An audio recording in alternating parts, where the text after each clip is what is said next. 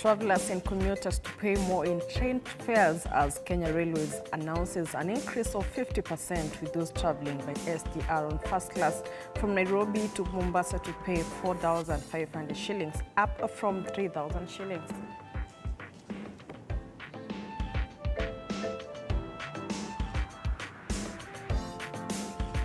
President William Ruto joins Kenyans and music lovers in mourning the untimely death of legendary coast musician Ali B, known for hits such as Maria and BAMBA.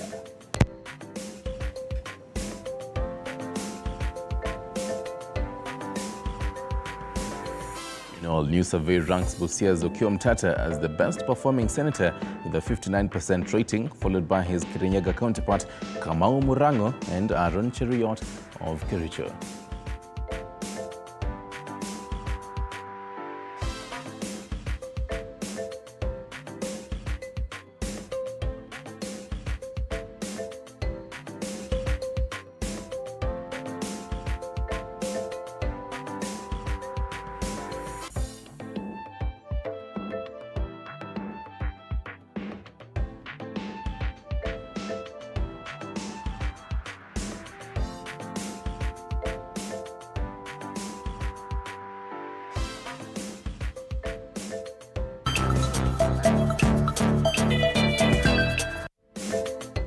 Good morning and welcome to this edition of Morning Cafe. My name is Fred Indimuli. It's exactly 53 days to Christmas. And that's how we start this show today.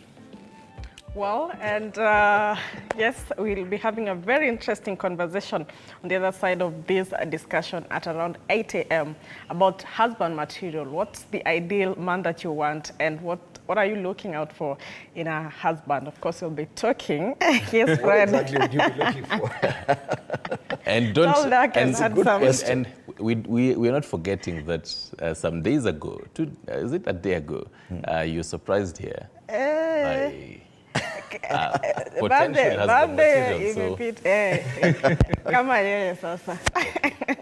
a very interesting conversation. Most yes, definitely. and yes, you don't have to miss that conversation, and of course, be part of this discussion at TV47 News on X, TV47 Kenya on Facebook. The hashtag is Morning Cafe. I'm yes. Flora Limuki, and a happy birthday to our producer, Lydia. Oh, yes. Happy birthday, Lydia. Happy birthday, Lydia. And I'm used to Stanley Nyaringita, and she's speaking about what is husband material, and it reminds me, there's always a song that in most weddings we'll always sing, Maria, and well, Ali B has passed away. So we can probably do some seconds of moment of silence for Ali B. And well, even as we continue to remember Ali B, most definitely talk to us on our social media handles as we have this particular conversation on the whole husband material and all that. But also, King Charles enters, will be in Mombasa this particular day, and also tomorrow, so we'll be giving you those particular updates. But first to the big story this morning.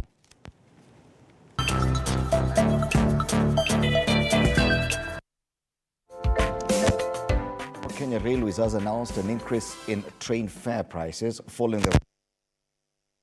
From January 1st next year, the standard gauge railway, SGR, will pay an additional 500 shillings to 1,500 to travel for, between Nairobi and Mombasa. Those using first class will be hit the hardest, since they'll be parting with 4,500 shillings one way, up from 3,000 currently. The upward review of prices will affect the Madaraka Express services, Nairobi commuter rail service, as well as the Kisumu and Nanyuki safari trains. Only last month, the Energy and Petroleum Regulatory Authority revised fuel prices upwards. Currently, a litre of super petrol is retailing at 217 shillings 36 cents, diesel at 205 shillings 47 cents, and kerosene at 205 shillings 6 cents a night.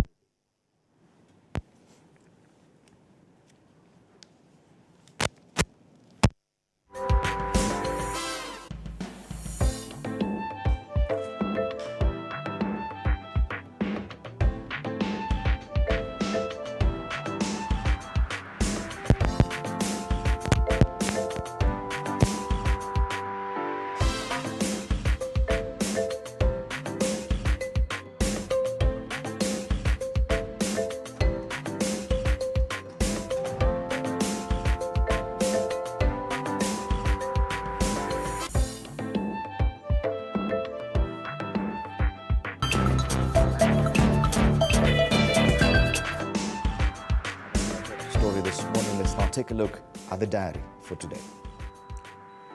Right, and on today's diary, I'm also reminded, even as we're taking a moment of silence for Ali B, should also take a moment of silence for Arsenal fans. We can't forget that mlichapwa jana. Anyway, to our day's diary. No, that one cannot go without any response, because I do understand that Man United also lost. And to today's diary, the royal visit, as alluded earlier, King Charles and Queen Camilla are expected to take the third day of the country's visit to the coastal region. So the Majesties will make a stop at a nature reserve and also have a meeting with religious leaders on the agenda. That's the top of our diary this morning. As we flip the page with you, today is International Fertility Day. So the observance of this day raises awareness of the difficulties many people face in having biological children, and the medical advances that help many others accomplish the desire to be parents. And from that, this particular morning, former Nigerian President Jonathan Goodluck is in the country, and he's the chief guest in the inaugural African Conference on Agricultural Technologies, which continues today here in Nairobi. So the conference, which is themed Agricultural Resilience Through Innovation, will see Agriculture Cabinet Secretary Mithika Linturi among the keynote speakers. And in matters Parliament, this morning, the vetting of ambassadorial nominees will conclude today. So the vetting is being conducted by the National Assembly Departmental Committee on Defense, Intelligence and Foreign Relations, which is vetting the 27 persons nominated by the President to serve as ambassadors, high commissioners and permanent representatives of the Republic. And also a day, quite an important day for members of the Fifth Estate. Today is the International Day to End Impunity for Crimes Against Journalists. So this day, set aside by the United Nations, seeks to raise awareness of the main challenges faced by journalists and communicators in the exercise of their profession, and to warn of the escalation of violence and repression against them. So quite an important day to even us as journalists.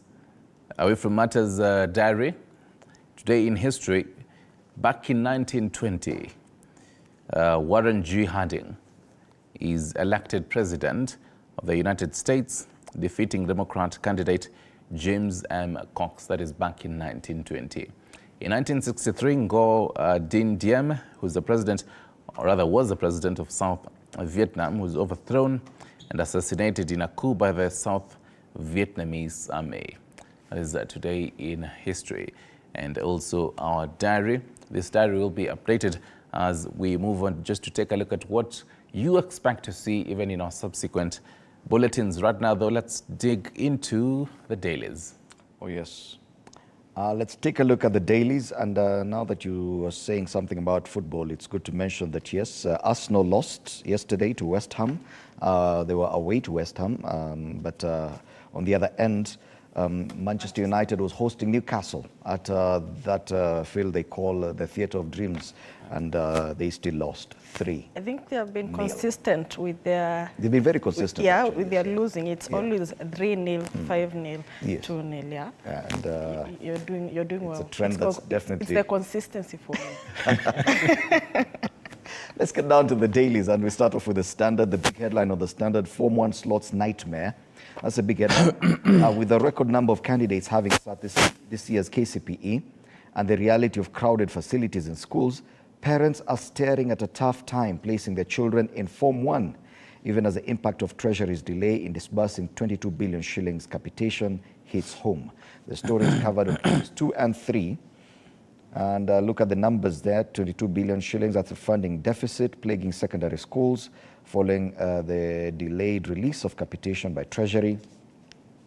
1.4 million is the number of candidates who sat the last 844 KCPE exams and are set to join Form 1 in January. And the CS for Education promised that this group of candidates will get their KCPE results before Christmas Day. 380,000, that's the number of students not receiving capitation as they are not registered in NEMIS. And that's the big story on the front page of the Standard. The other story given prominence on the front page is a visit by King Charles III to Kenya. King honors Kenyan World War veterans. King Charles III talks to World War II veteran Charles Mburia there at Kariakor War Cemetery. Elsewhere, the King with Eliud Kipchoge and other athletes during a run for the environment at Karura Forest yesterday. Today, I think the King and the Queen will be in Mombasa for other activities as the visit comes to close to its end. Other stories on the front page of the Standard this day. War Memorial Hospital ownership battle deepens. This is a story from Nakuru. The story is on page 12. And on to the top street now. Cost of living. Talks team summons the Treasury and ministers. That's a big talking point. The story is on page 8 of the Standard. And on the international scene, Israel kills dozens in Gaza. That's on the international pages. On the inside, pull-out real estate. Architects form new lobby. And in sports, Saudi and the making of 2034 World Cup host. That story is on page 40. If we could flip the paper, why Saudi 2034 World Cup should not surprise anyone. Cristiano Ronaldo is the most high-profile player to have joined the Saudi Pro League, and the country is all but guaranteed to be staging the tournament in 11 years' time. And they're talking about 48 teams, 48 the teams that will take part in the FIFA World Cup. Between now and 2034, we'll have 2 World Cups. In 2026, Canada, USA, and Mexico will jointly host. And in 2030, it comes to Africa in Morocco, which will be jointly hosting the tournament alongside Portugal and Spain. And those are the stories given prominence on the Standard this Thursday. Let's have a look at the Daily Nation. Quite a busy front page there. And the top headline this morning, top senators and women reps.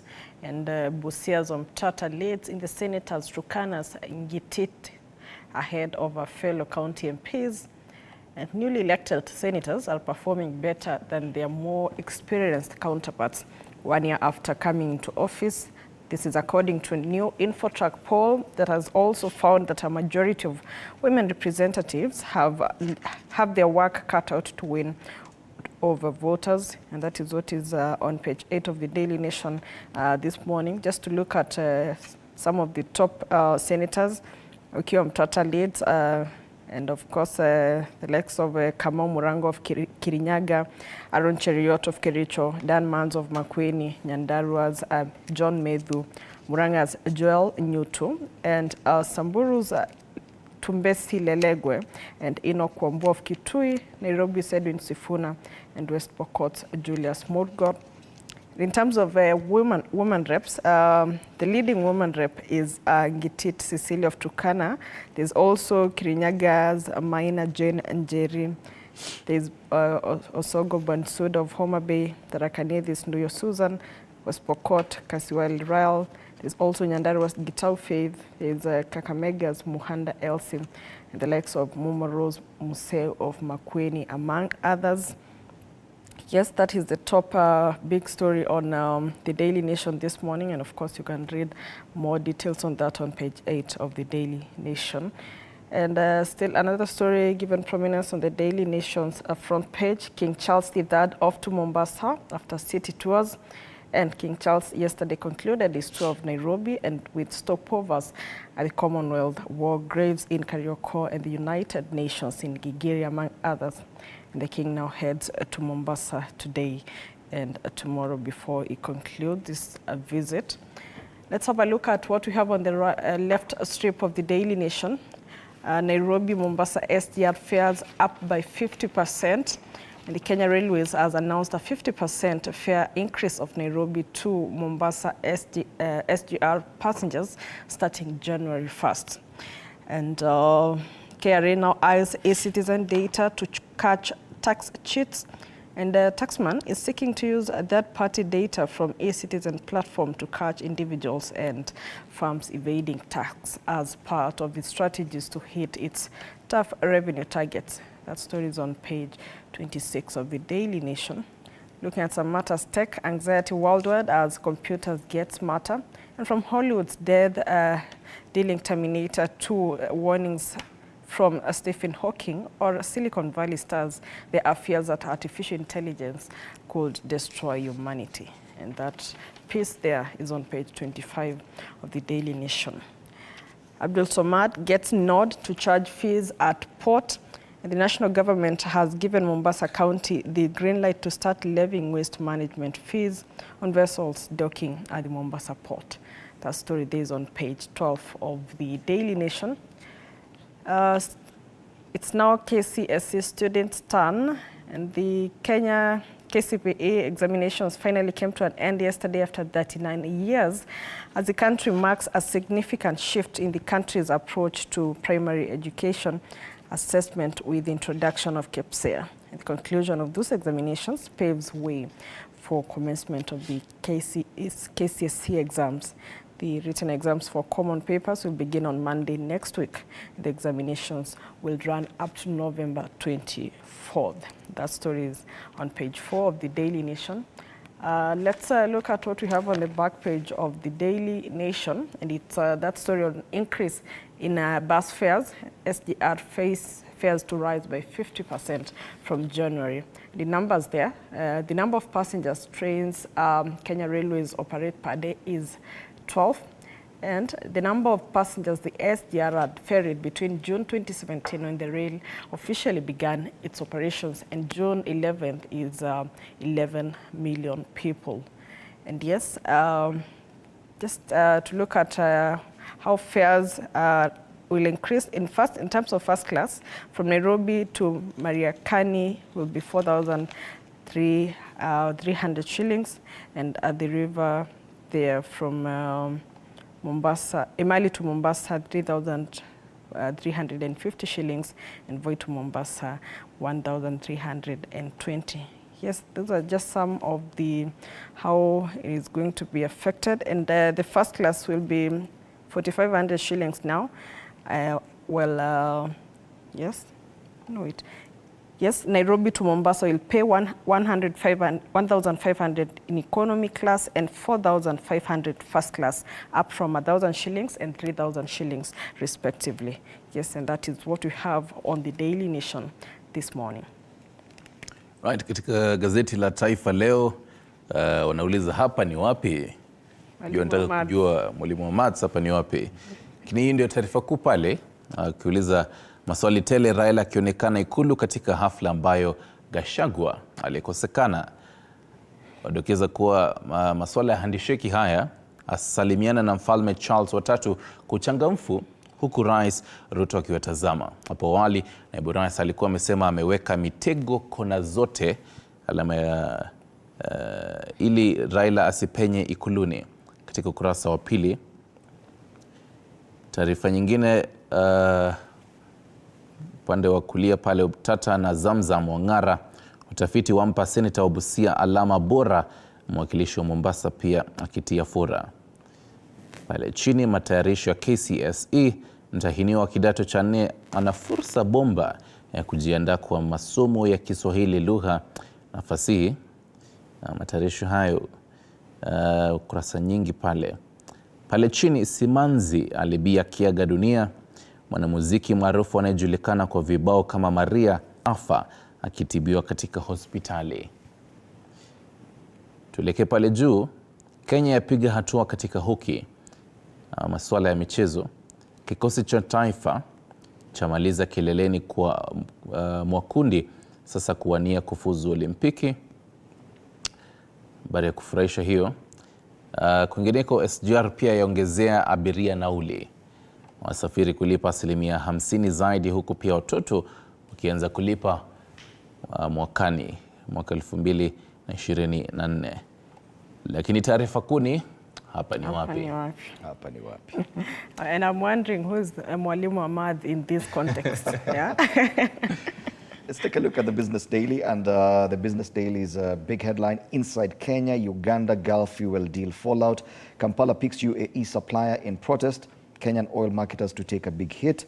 And he said that Uganda is upset that it was kept in the dark about the negotiations around the government-to-government fuel deal between Kenya and two Gulf nations. And this has been revealed through minutes of a meeting. The other big story: debt servicing costs up by 216 billion shillings on weak shilling. The Treasury has revised the cost of servicing Kenya's external debts for this fiscal year by an additional 216.7 billion on account of continued weakening of the shilling and rising interest rates on commercial loans. Those are the big stories. The other quick highlights from the front page of the Business Daily: middle class electricity bills up 30% in a year.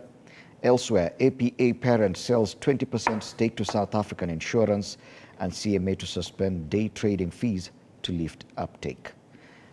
On the inside page is an interesting story now that we're preparing for Christmas. Goat meat lovers steadily losing delicacy to export. The story is on page 19 of the Business Daily. Well, and let's have a look at the Star this morning. The headline there is school fees pain as a state reduces funding. And tuition government will dish out only 15.476 shillings per secondary school learner.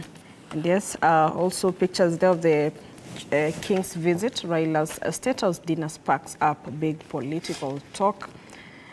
Away from that, on the top strip of the Star this morning,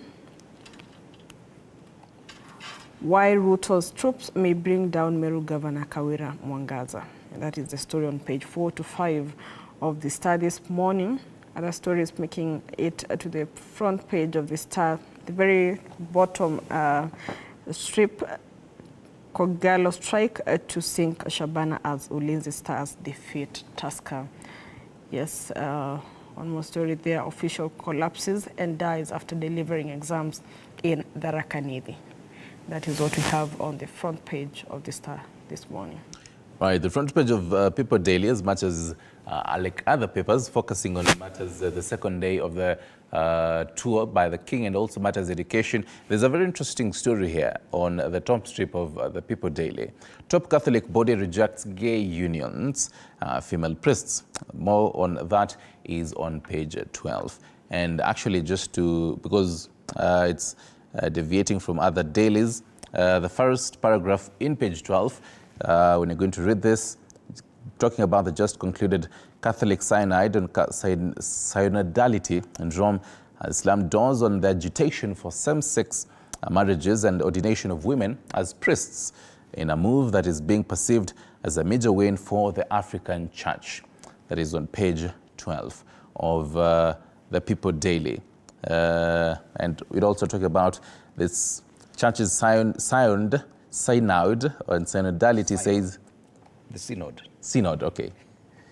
Synod on synodality says agenda not up for discussion, as it will be a win for perverts. There you have it on your screens.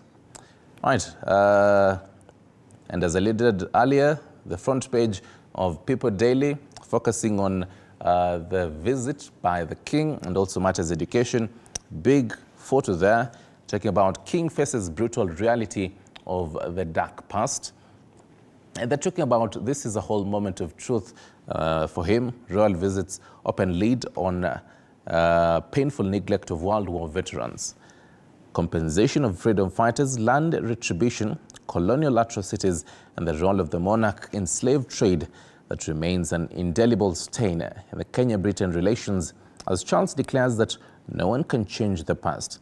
And People Daily have hectares of this story, from page 4 all the way to page 8, and the pictorials inside that, as you can see on the screen. Talk about a whole busy day for King Charles and the Queen in the city.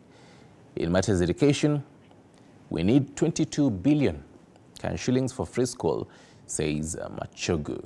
That is on the top strip of People Daily. Wow. on that. And time has really moved, huh? Oh, yes. But we need to take a quick look at what's headlining across the borders. So yes. let's just look at the front page of the Daily Monitor in Uganda. Government rolls out digital number plates. That's a big headline in Kampala this morning. New vehicles and motorcycle owners will pay 714,000 shillings. Okay, sorry, this is Ugandan money.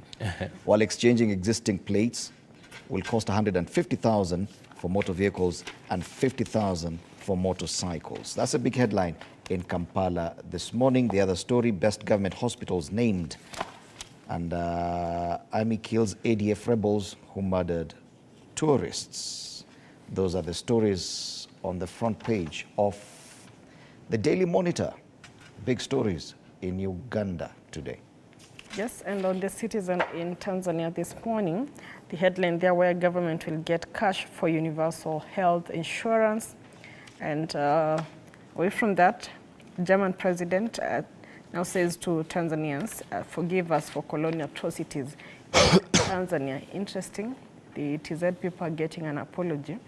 And like us here. And yes, the president, Frank Walter, yesterday expressed his shame at crimes committed during Germany's colonial rule in Tanzania and pledged to raise awareness of the atrocities in his own country. Interesting story there. And still on the Citizen, police TBL in new digital road safety initiative. And yes, that is what we have on the Citizen this morning. Katika gazeti la Mwananchi, bei 1,000 shilingi za Tanzania hizo, vipodozi pombe kulipia bima afya. Muswada sheria ya bima kwa wote wataja pia fedha za michezo ya kubahatisha, vinywaji vyenye kaboni na ushuru wa mamlaka ya kielektroniki. Hiyo ndiyo taarifa kuu katika gazeti la Mwananchi. Turejee Kenya and the Standard this morning. Yesterday they didn't have a cartoon, but they had a pictorial there, the whole preparations for the king. But today they have a cartoon talking about the aid that is the whole Palestine and Israel war. And there's someone there saying, finally, more aid arrives in Gaza. But it is satirical, the fact that this aid tankers the flag of Israel jetting into Gaza, and that is the aid that they're getting. Interesting cartoon there on the Standard. Look at the cartoon on page 15 of the Daily Nation. It comes from that joke by the president during that state banquet held in honor of the king. And he was talking about the number of kingpins and competition among Kenyan politicians for kingpinship. So we have quite a number of gentlemen there, each with his own crown, rushing to State House to meet the real king. Interesting cartoon there. And yet there are others who have been locked out. So as the viewer, you can... Other kingpins did not make it to meet the real king. Oh, yes. You can decipher who did not. On People Daily? The People Daily this morning, Stado's cartoon here. There's a gentleman here who says how come hustlers with disability were not invited to see the king. And people are just looking at invitation for different categories of people, but not a single representation of people with disabilities. Okay. Yes. Good question there. Yeah. Oh, yes. Well, that wraps it up for our look at the dailies this morning. This morning we have a huge panel on the state of the nation. Do stand by for that. Meanwhile, you can keep interacting with us on our social media pages, on X, TV47 News, and on Facebook, TV47 Kenya. You're watching Morning Cafe.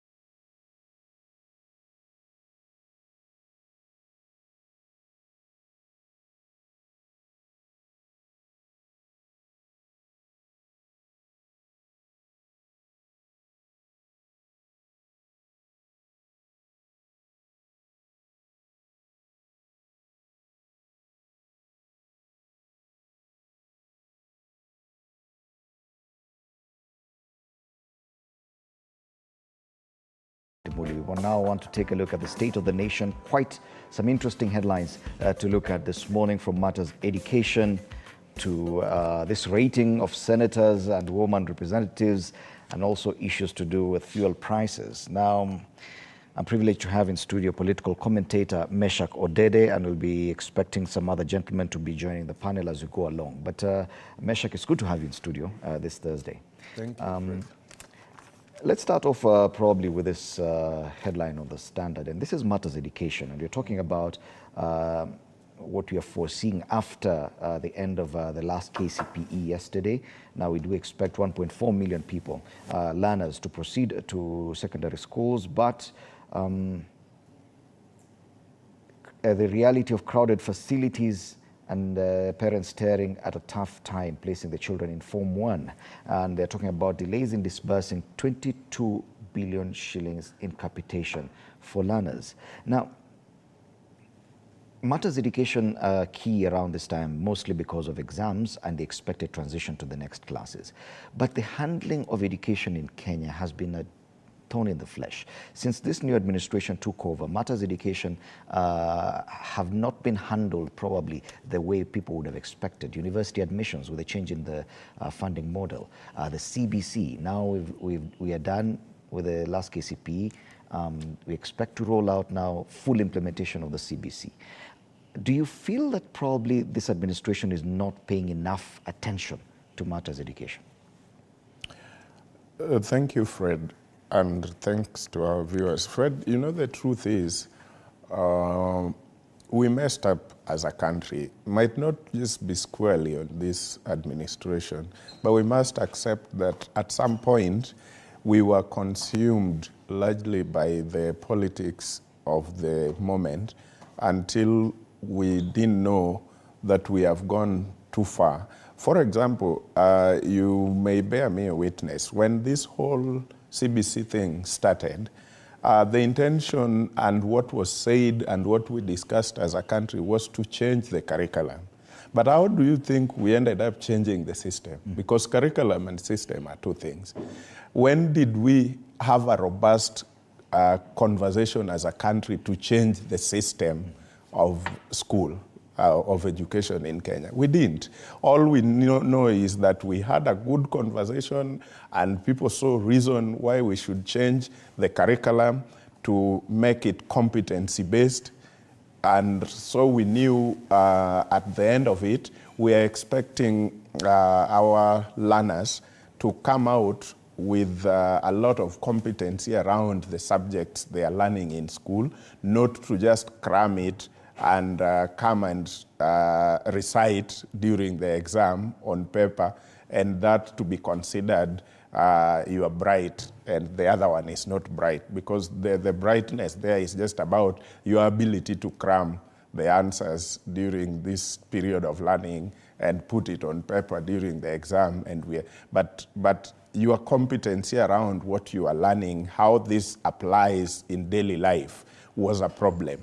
And I think that was the conversation we had, and we agreed as a country, let's change our curriculum to be competency-based. But how we ended up metamorphosizing and now changing the system, I don't know. If anybody else knows, but you are here, probably you would have seen that conversation happening. So for me, I think that is where we started messing up. And I think no one dared to say no to some things, maybe for political reasons. So some things we let go because maybe I belong to this party, you belong to that party, and this is a proposal from this party or that party. So we let go even when we know they could mess us up. So for now, this administration has just worsened it. It probably could have started earlier. We were already in a mess. But this administration, remember when the campaigns were going on, they actually even promised we are going to scrap off this thing. Yeah? So what happened after they got elected? They all of a sudden had the sole moment to Paul, and now they are not scrapping it off anymore, and they are making it better according to them, quote unquote. But I could say this is now what is worsening it. Yes. The capitation, we started as a struggle.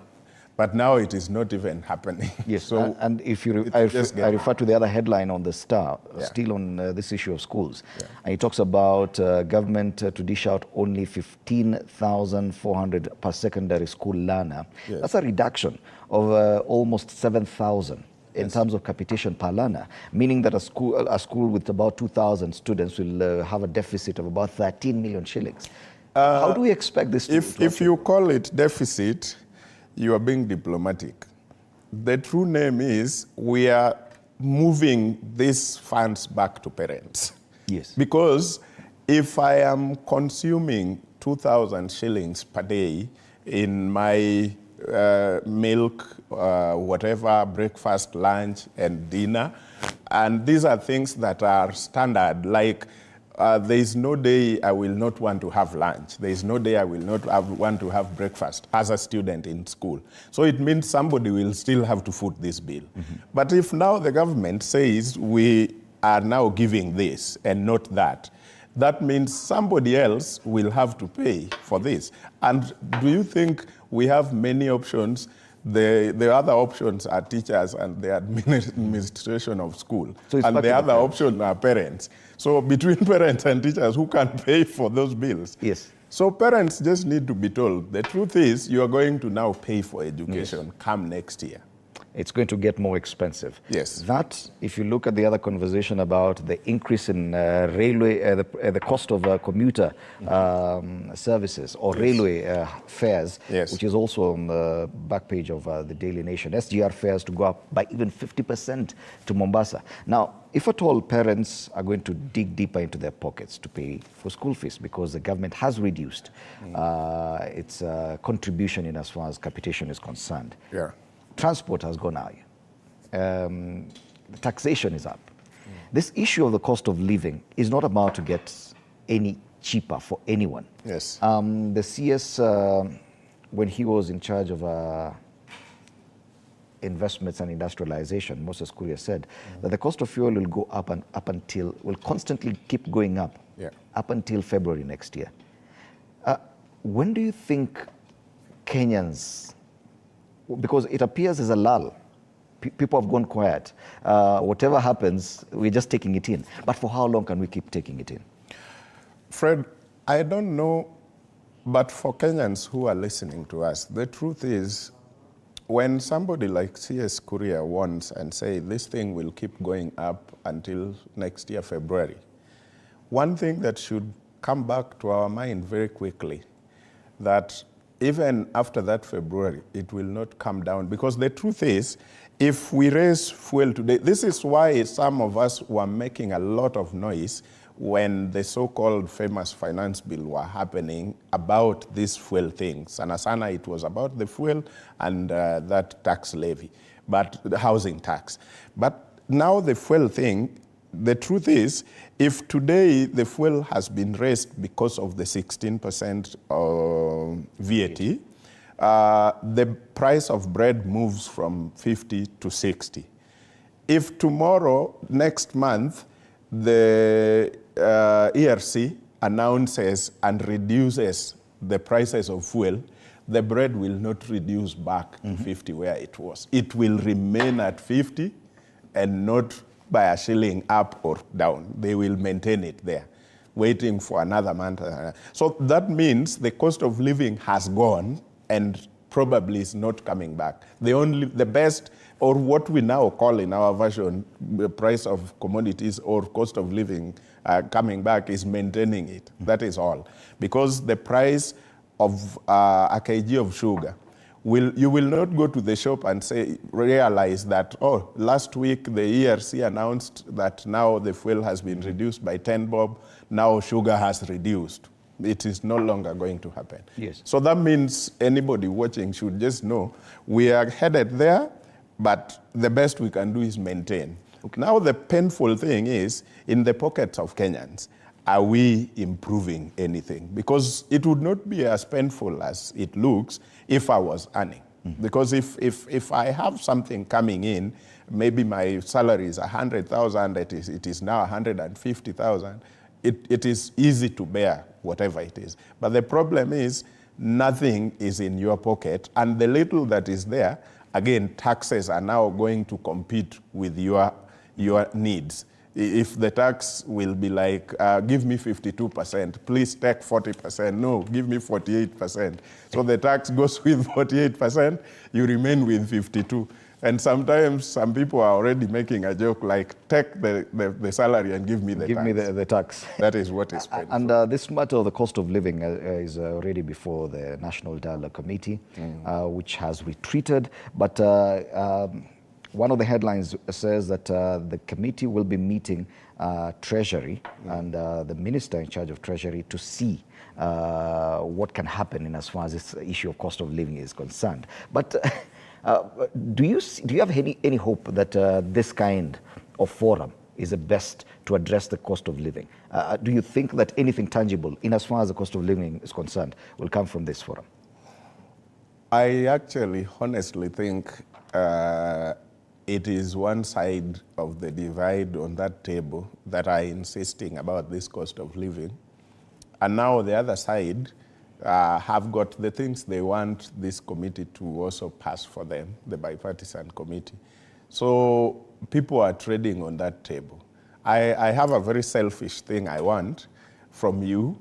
So I would want you to put what you want on the table, and we run around like we're doing something about it, so that my time can also come and I can put mine on the table. So we can say, but I mean, you don't be selfish. You had put your agenda on the table, we have done something about it, but I am not hopeful that it is going to. You don't think that that kind of horse trading that probably Azimio will try and see if at all they can pull something from the government side, probably in as far as taxation is concerned? Fred, why are we discussing this at the dialogue table when we know what has made life impossible for Kenyans?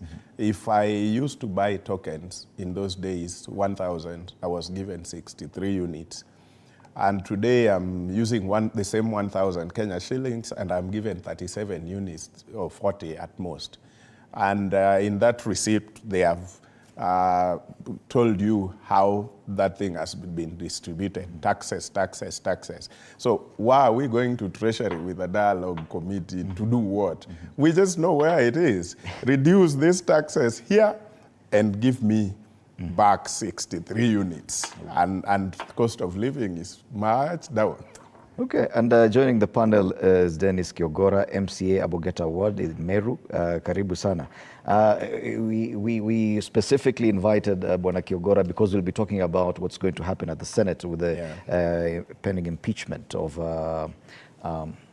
the governor, Kawira Mwangaza. But on this cost of living issue, Bwana Kiogora, I don't know how the people of Meru are taking it, because it would appear that the discussion has gone quiet to some extent. People are not really talking about it much. The pain is there, but the discussions, I don't know if people are talking about the cost of living in Meru. Thank you very much. And of course, my name is Kiogora DMK, the MCA for Abogeta West. And I know the biggest responsibility for all leaders, number one, is to sell hope to the people that things will be better, because you have been put in office to do that. But I also think we owe people the truth, not just selling hope. You sell hope when there is a plan for whatever hope you're giving to materialize. And I think we also owe the people the truth that we are not doing well as a country, and the economy is not doing well, and the people are feeling it down there. You know it by looking at how things are when people are organizing fundraisers for the smallest of things. When you realize parents have started organizing fundraisers for high school kids, these things used to happen for students going to university, the students going to study abroad. Now you realize people are holding fundraisings for high school children. So that's when you realize things are tough for people. Then the issue, of course, of taxation is affecting everybody across the board in the country. So I think we owe the people the truth and to tell them to tighten their belts instead of just, giving them tomorrow will be better. I think tomorrow is not becoming better because taxes are rising, the cost of fuel is rising, the projection that in the next 6 months, we are likely to end to a litre of petrol retailing at 300 shillings. No, that's the truth. Yes. And you know what happens when the price of fuel goes up? So things are not good, even for the people down there at the grassroots. The economy is really tough. The purchase power that the people used to have has gone down, which means that even people who have opened businesses, I'm talking to the people with kiosks, down there in the village and the small towns. And the purchase power that people have to come and buy has really gone down. Because you can say that people are saying, like, 1 year ago, in a day, I used to sell stuff for 3,000 shillings in a day. And from that, I could realize 500 shillings in profit in a day. Right now, the sales have gone down to something like 1,000. I was talking to a shopkeeper down at Nkubwe, and he was telling me he can go for a day with seeing just one customer now. The whole day? The whole day. People are not buying. So he's saying that things are tough even for them. Things are going to get tougher, because I'm looking at the headline on the Star, and it's good you mentioned that people are now holding fundraisers for sending the children to high school. It's going to get tough because, according to the headline on the Standard, the government has reduced the amount it's going to give to schools as capitation per learner, slashed by almost 7,000 shillings for every student. That means that this cost will go directly to the parents, the same kiosk owners you're talking about. Can you imagine the kind of burden on you as a politician even, now having to attend all these fundraisers at that level? It's a big problem for everybody, including us in office. Even our pay slips have been slashed. I cannot compare, this is my second term as an MCA, I cannot compare my pay slip for the last term and this term. First of all, the SRC came in and removed some allowances for MCAs. And then the president introduced a raft of taxes. One of them is the housing tax, which takes away from my pay slip, I think, 7,500 shillings. And I don't know where these houses will be built. Actually, I'm waiting for a house myself, because I understand they are building these houses for us. Our pay slips have been invaded right now that they are some even unable to manage the government mortgage. You know, the government has given us a mortgage as MCAs and a car loan, but this pay slip cannot even support it because of these taxes that have been introduced, and of course other burdens that you have, like air loans and all those things that you know you have to pay anyway, and the taxes, and they also increased taxes for us, especially the payee. It went somehow up for us. So you can't even talk. Then comes in the demands from your constituents, because when people have all these problems now, they come to your doorstep. I can't take my kids to school. My kids have been sent home. So they want you to attend all these fundraisings. People cannot even pay hospital bills. People are raising money reference. If you open my WhatsApp group, you realize there's so many groups for raising funds for people, for small bills like 150,000, something that people used to pay comfortably using their tea income.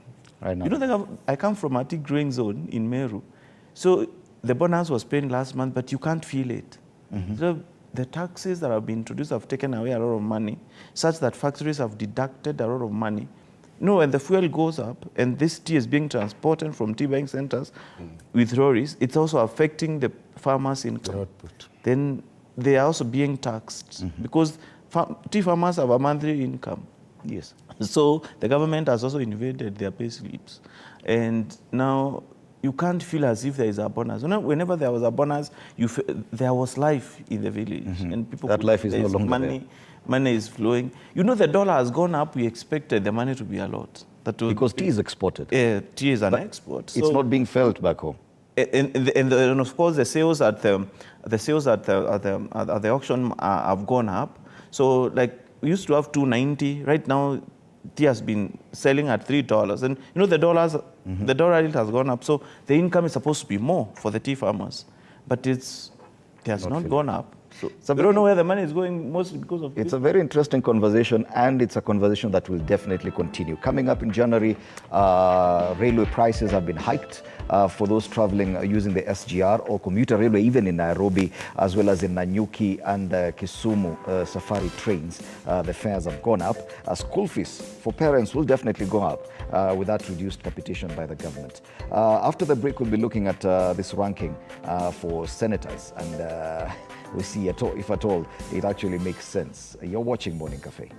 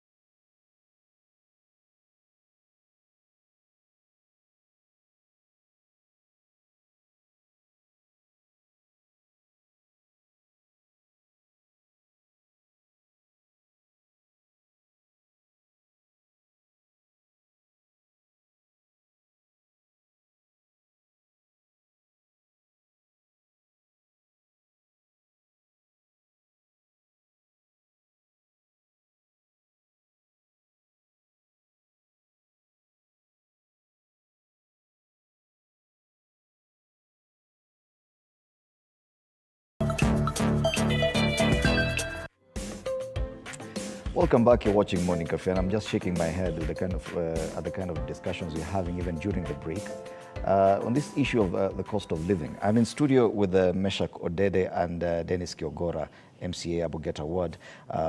But Meshach, has it ever, in your recollection, has it ever been this bad that we're just looking at problems on top of more problems? The cost of living does not look like it's about to go down anytime soon. Yeah, you see, I had a stint probably as a child in the Moi leadership, and probably those are the days when in the history of the country people want to say things were bad. But it is not comparable to what we are experiencing now, because in the days of Moi, things could have been bad in terms of governance, things could have been bad in terms of how government probably were responding to the issues.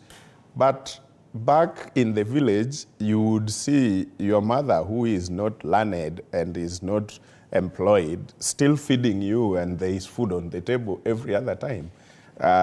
You still don't go hungry. The only things that could have been a problem is owning or investing heavily on the things that you can say these are for the future and all that. But the daily things were possible, and people would still do things if it is about travels and all that. But today, it is worse because the whole world, we have a problem with climate change. A lot has happened between then and now. So the farms that I saw as a young kid growing a lot of food for us without fertilizers must now be done with fertilizers, and fertilizer after some of them even backfire again and does not give food. So much as we were mismanaged, quote unquote, as a government, but back in your farm, you didn't need to depend on fertilizer so you could simply go to your farm. That is how our mothers raised us, and things were still happening. But today, now the opposite is happening.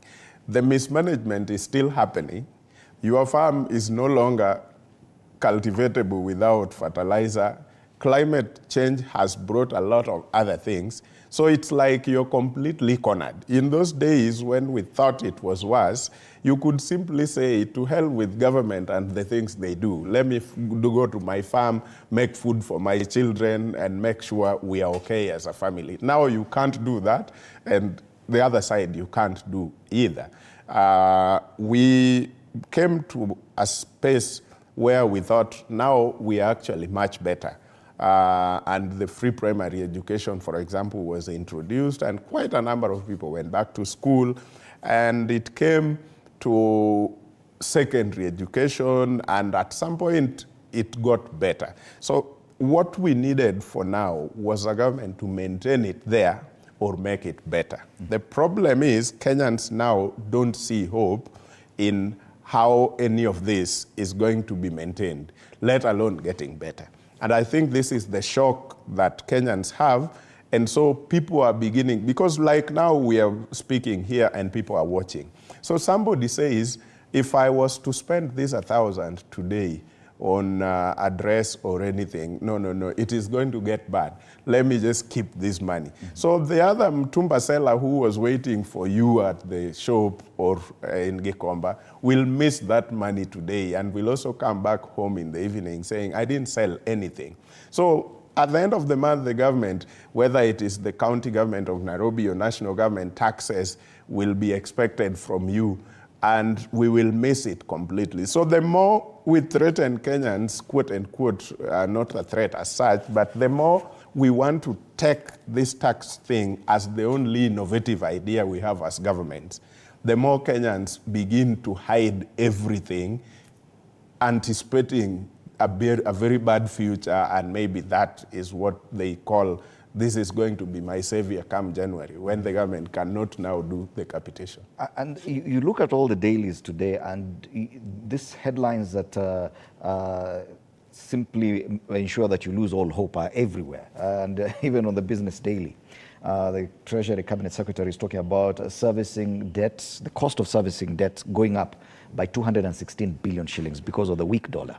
And you wonder, are you seeing any kind of response or responsiveness by government in addressing this issue? Because government appears to be moving as normal, as if nothing is happening. If at all we are saying that it has never been this bad in a very long time, how come this government does not appear like it is appraised with how bad the situation is? I think the government needs to wake up and listen to Kenyans and change the path that they have taken to tax everyone, to hike the taxes. You cannot tax your way to prosperity. When you start introducing new taxes and taxing people and raising the fuel tax and everything, people are leaving their vehicles home. And if you want to know how the economy is doing, look at the stock market. The Kenyan stock market is tanking. People are just dumping stock and all that.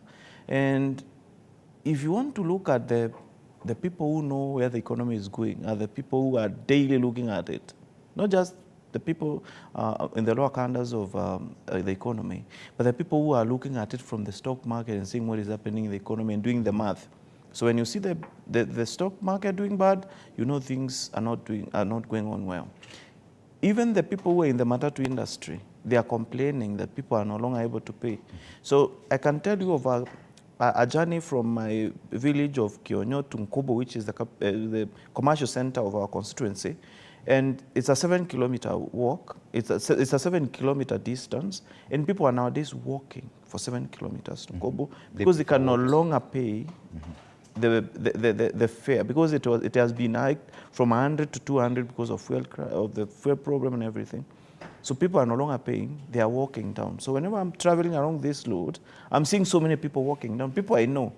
Then you know these people are heading to Nkobo, because when you're going up, you find them, and when you're going down, you see they are still walking down to town. So, and the last time people are walking to Nkobo was in the 1990s. So we are back to the 90s actually. So this country is not doing well. And the president and the people he has tasked with the economy, they need to rethink the issue of taxation. You cannot tax people to death. You cannot tax your way to prosperity. You are taxing so that you can tell us you are building roads. Roads for who? People are parking cars.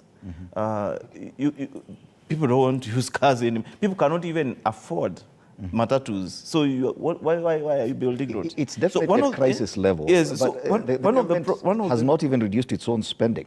So one of the ways now to bring this problem down is to realize the truth and tell the people, look, we want to raise this money so that we can do 1, 2, 3 things, but we can tighten our belts.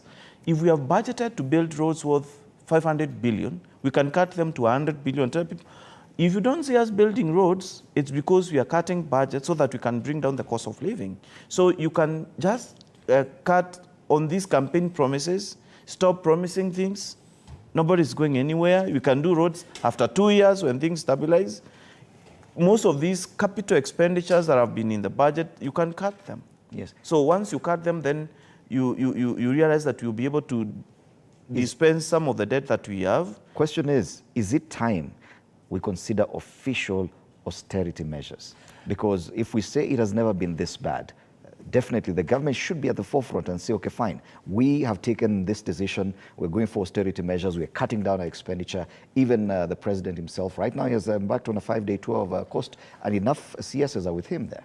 Fred, just before I address that, let me tell you one indicator that many people might not have considered before as an indicator of a bad situation. We are in Nairobi. We have lived in Nairobi enough, and you have friends. When you have, in a day, 2 or 3 friends, these are people you know very well. These are people you either have done business with here or there. You trust them as well. When you have at least 2 in a day calling you to say, I need something for my family, like there is nothing at home. I need like 1,000 to go and buy the food items for this evening, and it is late in the evening, or it is close to lunch, and somebody, a friend, is doing that. I consider that a serious indicator, because when economy is doing well and people are prospering, Kiogora would call me as a friend and tell me, do you have 100K? I have some work. I have some work, I have some urgent thing, I need to do this, I will refund. This is about business, meaning he has taken care of the daily needs. He has taken care of rent, he has taken care of food, he has taken care of normal, usual things that family needs. But when he is not calling you for that, and the calls you keep getting are calls about food, calls about my children are going to go hungry, then you know it is bad. Because under normal circumstances, I should call Fred as a friend and say, you know, Fred, I need 100K, or I need 50K, there is this thing I'm doing here and there, you know. It tells you that I have taken care of my rent, I have taken care of my food, I've taken care of my normal daily stuff that I need to have and live as a man. But when that is not the situation, so the situation is I need from you a K because there is no food at home and it is going dark. He calls you, he needs a K, there is no food at home and it's going dark. It means we moved from anything, investment, business, that is not our world anymore. Our world is surviving to stay alive for tomorrow. That is an indicator to me that things have gotten bad. And watch out tomorrow and going forward, you will see most friends who knows you and you know, giving you such calls. Nobody is no longer calling me for 100K or 50K for business. It's a K. Yeah, it is 1K, it is 500. Okay. So on what you are asking, what were you asking again? Austerity measures. The austerity measures. I have a problem with how we interpret as a country the austerity measures, especially government. I don't know, I don't want to belittle, but whoever is advising government on matters economy should tell government the difference between taking austerity measures and still killing the same thing you want to keep alive. Once we talk about austerity measures in governments, especially the government of Kenya and many African governments, they start saying, We no longer want to see flowers on the tables in offices. We no longer have tea. They think that is austerity measure. That is still killing the economy, because what about the people who are supplying those milk, and that is how they were making a living? What about the people who are supplying those flowers, the farmers who are daily working on those flowers to finally come in? So that is what President Kibaki stopped. Austerity measure is not that. Austerity measure is when you have a foreign trip, 38 of them in 1 year, and in those foreign trips, we have every Tom, Dick, and Harry who we clearly cannot, or Fred and I are all part of your government.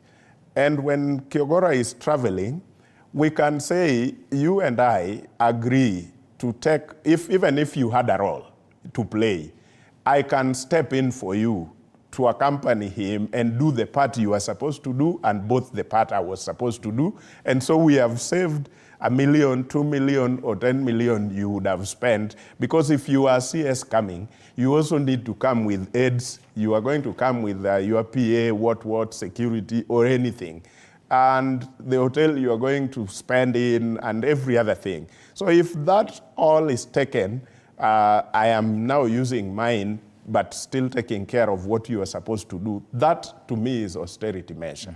But here, we are encouraging more foreign trips, and we are encouraging everybody to go, while at home, we are cutting on things that should actually put money on the common man's pocket. So the flower seller is no longer having money in his pocket to go and have purchase power at the nearby shop, and we want him to be the one funding this foreign trip. Okay. Then the money we are going to spend in the foreign land, in no way are we going to get that money back in terms of taxes, whichever way.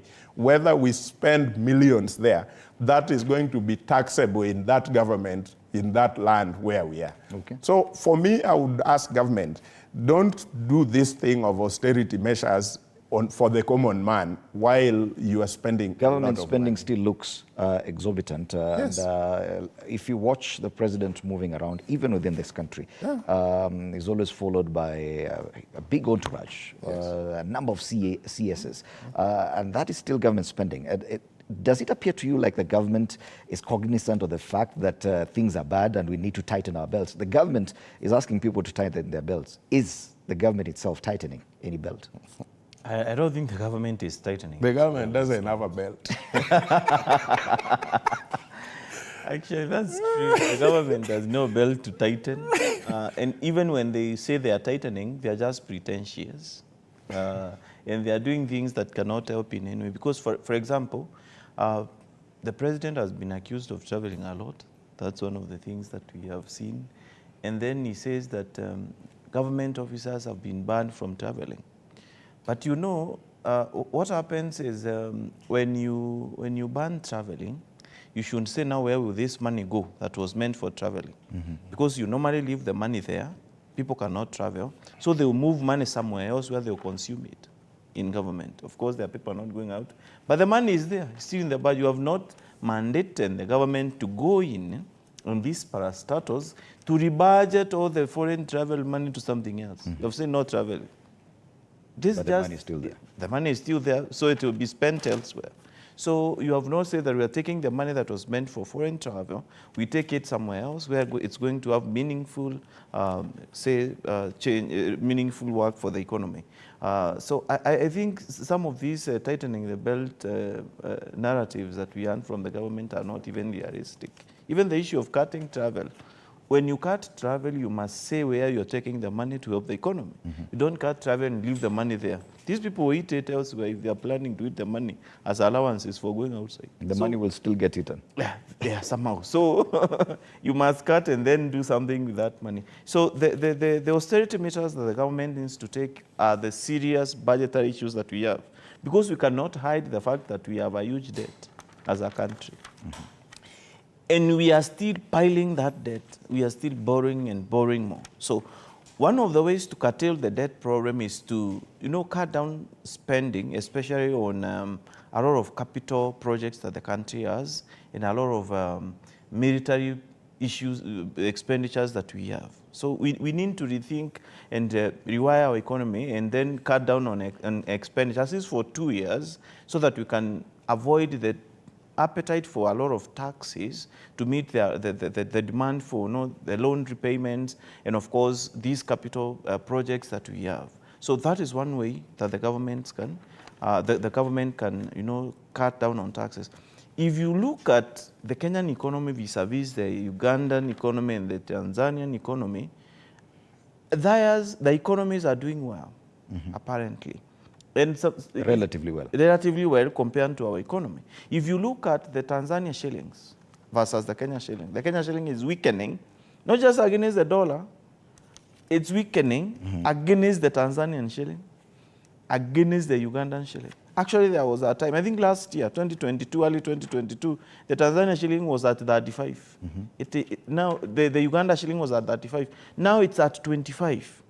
For the Kenya shilling is valued at 25 for one Ugandan, for 25 Uganda shilling for one Kenya shilling. It is down from 10 shillings from 35 to 25. That's what tells you. So if at all it's the world economy that is bad, that would mean that the dollar is gaining strength against the shilling, and against the Tanzanian shilling, and against the Ugandan shilling, and against the South African rand for that matter, which is not the case. It's our shilling that is weakening against everybody else. So we cannot pretend that this is as a global problem, this is an East African problem. People need to look at the trends in other countries. The Ugandan economic situation and the Tanzanian economic situation are not as bad as we are as a country. So we need to rethink and rewire the Kenyan economy and become truthful with whatever we do. So when it comes to taxes, instead of overtaxing the obedient taxpayers, look for people who are not paying taxes without harassing the people who are paying taxes. Because people are closing down businesses because of the KRA harassment that are coming. Don't harass people at the airport. Just go slowly, look for people who are not taxes, let them pay. Don't overburden the obedient ones and add more taxes to them. People will start closing down businesses and you'll have no one to tax. People are stopping using M-Pesa services because the government is promising to come to look at your records and see what you have been doing and everything. So you can look at whatever people are doing without having them feel threatened and feel like you're going to jail them. People are feeling as if it's criminal now to do business, that you'll be jailed for doing business. The KRA will just come in and take you and jail you because of things to do with tax. So people are feeling threatened, and so I think the government needs to rethink this taxation issue. For me, I've always said taxes are supposed to attract a broader base, people paying small taxes, but you have a broader base of taxes and so many other areas to tax and encourage business across board, so that you have more people to tax when people are coming in and investing more and people starting businesses, instead of burdening a few people like the Kenyan government is doing. So this economy will not do well wherever we are talking about how we are going to tax more, how we are harassing, how we are increasing park charges, how we are transferring the park. You are taxing people and then you increase school fees. Okay. Where are you taking this money? And I can see there's a headline talking to that. KRA now eyes e-citizen data to catch tax cheats. Tax money seeking to use third-party data from the e-citizen platform to catch individuals and firms evading tax as part of its strategies to hit its tough revenue targets. Before we go there, there's a point that he had spoken about. We are having a problem. We are now Kenyans. It's about what I eat. Some of these students who have taken loan from HELP to study, students are dropping out of school because they can't get money to eat. They can no longer afford the cafeterias. They can no longer afford money for those who are living in private hostels to cook. Students are leaving colleges down there because so many call us. Send me 500, send me 200. I've not eaten for a day or two. Students in universities and colleges are even suffering. Some are even going back home so that they can get a meal from their parents. Not because there's lack of school fees. School fees, maybe they have gotten loans and all these other government funding. That one has been sorted. But the students cannot even eat now because the parents have no money to send them. So what do? They are going home, back home. So I have so many cases of students calling and texting each and every time that I have not eaten for a day or two. Please send me something. I'm near getting out of school. So that's how bad it is. It is definitely a sad state of affairs. The cost of living is high, and looking at the headlines, you will be forgiven for it dampening your moods even further. Let's switch gears and discuss something else, and it's what is headlining on the front page of the Daily Nation. This ranking for senators and women representatives. I think they've also done ranking for MCAs as well. And newly elected senators are performing better than their more experienced counterparts 1 year after coming into office, according to a new InfoTrack poll that has also found that a majority of women representatives have their work cut out to win over voters.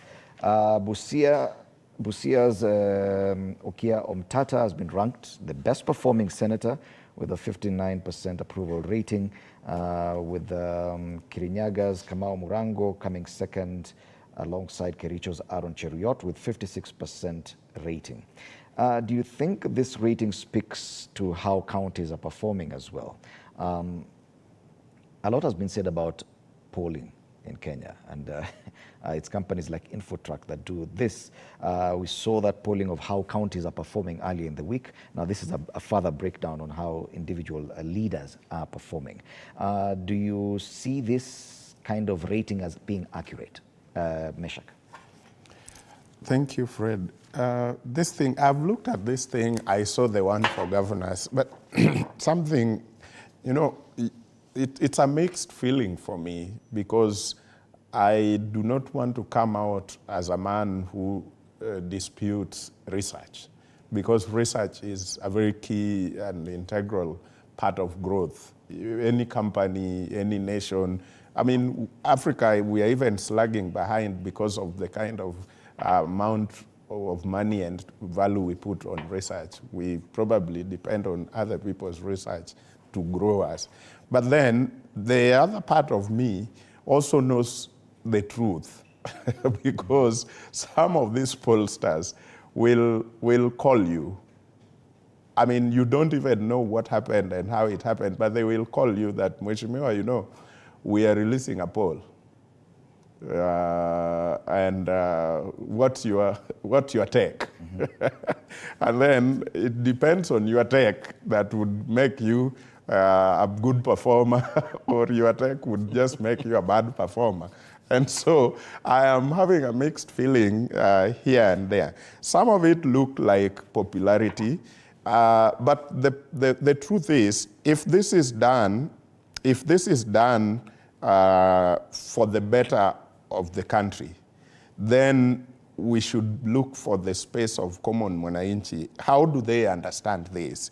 Because some people cannot even separate popularity and probably what you are calling better performance. I mean, in your constituency or in your county, how many young people, for example, understands that when a senator performs well above average, because I'm seeing here Okia at 59%, that is 9 above average. So do you think, Fred, young people around this country or around Busia understands well and knows when my senator performs above 50%, above average, he shall have done 1, 2, 3, 4. What are the functions of a senator? Because some of us would even be, would dare say, think that someone who makes a lot of noise is a performer. Mm-hmm. But a senator is only elected for that. So the researchers actually would be the best people to tell us that what are the indicators they were measuring, and were these really from the people who understands. Because if you go to a village of mine somewhere in Awendo and you get this young man, or you make a call, sometimes they do these polls using those phone calls. They collect your data somewhere, a call is coming through to this young guy in the village, and you're asking him, you're coming from Migori? Yes. How old are you? I am 26, or I am 21. Do you know your senator? Yes, he is Eddie Okech. And then you ask those questions you want to ask. should we take the perception of this young man as a clear indicator that Eddie Oketch now has performed? I'm not saying Eddie Oketch has not performed, but I'm using him as an example because he's my senator at home. Should we take that and publish it and say, this is a clear indicator that he has now performed better than another senator in Nairobi called Sifuna? I don't think that is a bit convincing to me. Okay. We need to actually be on the parameters of a performing governor should do what and what are the things that are given to him to do by the Constitution. Are they doing it? Because somehow this young man, Fred, just as an example, would tell you about how they feel about the person. If maybe they are supporters of this person or they are against this person. So they say, ule afanyi kazi, nothing, atumtambui. And then you publicize that and say, Senator so-and-so has really performed very this well. ranking of senators is just one strand of this Yes. Rating or survey by Infotrack. Yeah. Earlier in the week, they did a rating for governors. And despite what is happening in Meru, Governor Kawira Mwangaza came out strong. And yes, Homa Bay and Trans Nzoia, they were among the top counties. But Meru's Kawira Mwangaza was ranked among the top 10 Yes. best performing governors. Yet she's facing impeachment in Meru. Hence the question, should we believe these pollsters? For me, I would say some of these posters are not truthful. There is a thin line between research and propaganda. Some of these posters have been used to just sell propaganda and propagate for the people who appear on top.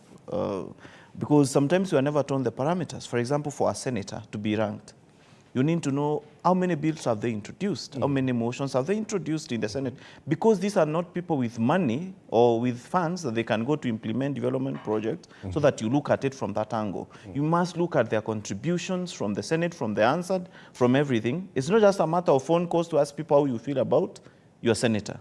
You also need to know what these people are doing in the Senate, how much they have contributed, how much bills someone has introduced, because I know some of the people who have introduced a lot of things here, maybe say for Okiya Mtata, who is a non-public litigant, but looking at these other senators, you need to know what is it unique that you have introduced maybe to your county or you have brought to the Senate, so that you're ranked this way. So these things are not told, you're just given percentages that this person is performing good this way, but you're not told this person has introduced. Let's look at the women reps. For them, it's a little bit more because they have the affirmative action fund.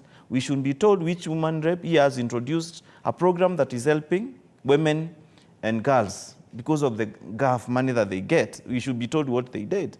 Because people who have done something with their money have not even been mentioned. Yes, I'm aware of women rep with the GAF. So if you look at their performance in parliament, that is contribution to bills and introducing motions and all that, then you look at maybe the projects they have introduced using the affirmative action fund, then you should be able to rate a person using all these parameters. But our polling is not that objective, I can say. Even in elections, polls are so biased that they can even spin you off, think somebody is winning and they are not really winning. So because maybe that is what the publisher wants of that poll or whatever, either because they called them and they gave them something and then they are ranked that way. So especially now they're ranking for a Meru governor. You know, the governor is not being impeached because of performance. So she is performing. You're not doubting the rating in terms of performance. I've not come to that. I'm saying the impeachment is not about performance. The impeachment is about the mistakes she has done while in office, or the issues that she has, or problems that have come out of her leadership while she's in office. Maybe one or the other she has touched a few people here and there, but that is not protection for impunity. In as much as we are complaining about the root of government and taxes, the other things that they are doing well. But of course, the things that are bad, we must complain about. Fred, if you want to know, let me just give you a quick one. The reason why this thing might veer us off the road completely, look at the members of parliament, for example. I am a member of parliament for this constituency, and I am given 100 million in the CDF. Constitution gives me a duty to oversight, legislate, and represent. I am entirely going to be ranked by the pollsters on the account of 100 million. While the country has a budget of more than 3 trillion, and I am supposed to be oversighting the national government, which has remained with 3 trillion. So because I have spent well 100 million, I am now ranking number 1 in the nation, and I have not oversighted 3 trillion, and probably it has all gotten lost. And you are ranking me and saying, this is how we get it wrong. If I am supposed to oversight national government, how much of oversight have I done, both to the 100 million I was given and the 3 trillion we left with the national government to the ministries? So you realize I have no contribution in the committee. I have no contribution anywhere in those things, but as long as the CDF 100 million, this is how we encourage laziness. And so some people, even MPs themselves, comes out and tell people on TV that I don't care, hizo ni kizungu mingi in parliament, go to my constituency, I'm working. Yeah, so what the hell is that? What is that? You are supposed to be in the National Assembly, not in your constituency. You are a National Assembly member, meaning apart from your constituency, you are even supposed to be concerned about the constituency in Lamu and what government is doing. And it is the same thing that even for MCAs, your role is oversight, representation, and legislation. But even MCAs are keen on being part of development projects at the ward level. You know, the Kenyans have been misled to demand for development from their own quarters. Yes. For example, if I am not seen to be working and doing small roads in the ward and giving bursaries and all these things, I will not be re-elected. But that's not my job. Yeah. My job is domiciled in the county assembly. That is what will be used to rank you. Yes. What I'm doing in the ward. The pollsters will be used. It's the governor who is supposed to sort my ward. Yes, yes. For me, it's to allocate the resources to bring these projects that my people are asking for through the budget. Then I go to see whether the governor is implementing them. And it's not my job to climb tractors trying to show people how I'm opening roads. Yet there's agitation for the ward development fund. If you don't do it, no, yet if you don't, I'm not saying that we don't do it. Because that's the mentality of the voters. If you don't do it, you're not going to be elected. But the voters need to know that that is not the job of the MCAs. It's not the job of the MP to be seen on top of tractors opening roads and building classes. CDF actually can be given to the committee, and the committee can implement the project based on budget. You can participate in one year in making the budget, then give them to go and implement. Anyone can implement with a budget of 100 million. You know, to 25 million will go to bursaries. Give forms, people apply, then you divide the money equally and give to students according to need or whichever criteria that you choose. But it's not your job as an MP to be spending your time doing these projects and then you want to be ranked with them. It's your job to speak in parliament. It's your job to be making noise in parliament and talking and contributing to the national debate and overseeing how the money that the national government is left with is being spent. So it's the high time we do serious voter education and a lot of civic education to Kenyans, that it's not the job of MCAs to implement development projects. It is not the job of MPs. Actually, the Constitution has separated the work of the executive, both at the county level and at the national level. And I have a but the voters you, want to fuse it and say that if I want a certain road tarmac, it's the MP. On the same issue, because you are behind the very first impeachment motion against Kawira Mwangaza, and that was sometime last year. And part of the discussion was the disagreement between the governor and the MCAs in as far as funding is concerned, the issue of how much money should go to the ward level, and the demand that is now widespread across all counties for the ward development fund allocation. Don't you think that that is the same problem we're talking about here? Yeah, no, that even the leadership. We are not asking for this money so that it's given to to us and given to our bank accounts. We are saying, as MCAs, the governor received, for example, in Meru County, 12 billion from the national government. because if you leave the governor to decide where the money goes, or just to bring the budget so that we approve, some areas will be disadvantaged. We want to know that out of the 3 billion that is left for development, because the majority of the other money will go to recurrent expenditure, we say that 1 billion will be used equitably across the wards. Because now this other money that is bulky, you say that 500 million or 300 million will go to the industrial parks that the counties are building. This one will happen in one area, in one ward. Then the governor is doing, say, 7 dams. These dams are happening in a few areas. You don't want to leave all the money to be done in the flagship project that go to a few areas without touching all the corners of the wards. So this is, this is what the MCAs were asking for. Then number 2, the reason we were asking for this fund is to not go and beg for your people to get something from the governor. So we wanted to make sure that the money goes, such that if you are guaranteed 20 million shilling will come to my ward of Abogeta West, for example, then we'll sit down with the people there, do public participation, the people say what we want, you prioritize the areas this money will go for, say, bursaries and all that, and then you give the governor to go and implement. Oh, so the execution of the development projects is by the county government, not the MCA? No, the MCAs are not, you can't do procurement, you can't do anything, it's the governor who does that, but you are guaranteed your people get something.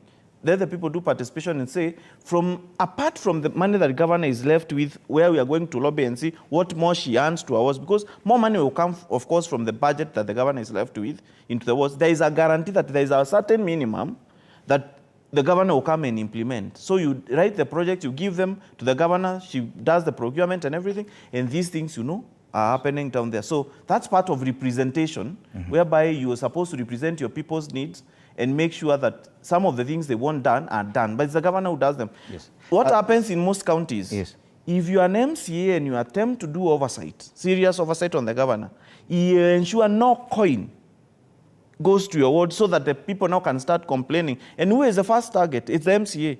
You are fighting the governor. That's why he's not, and the governor will come and say, like what Kawira was doing to MCAs in the ward, I have been trying to help you, but your MCA does not give me peace. So I'm not coming anymore to this area because your MCA is not interested in development, is interested in politics and fighting me.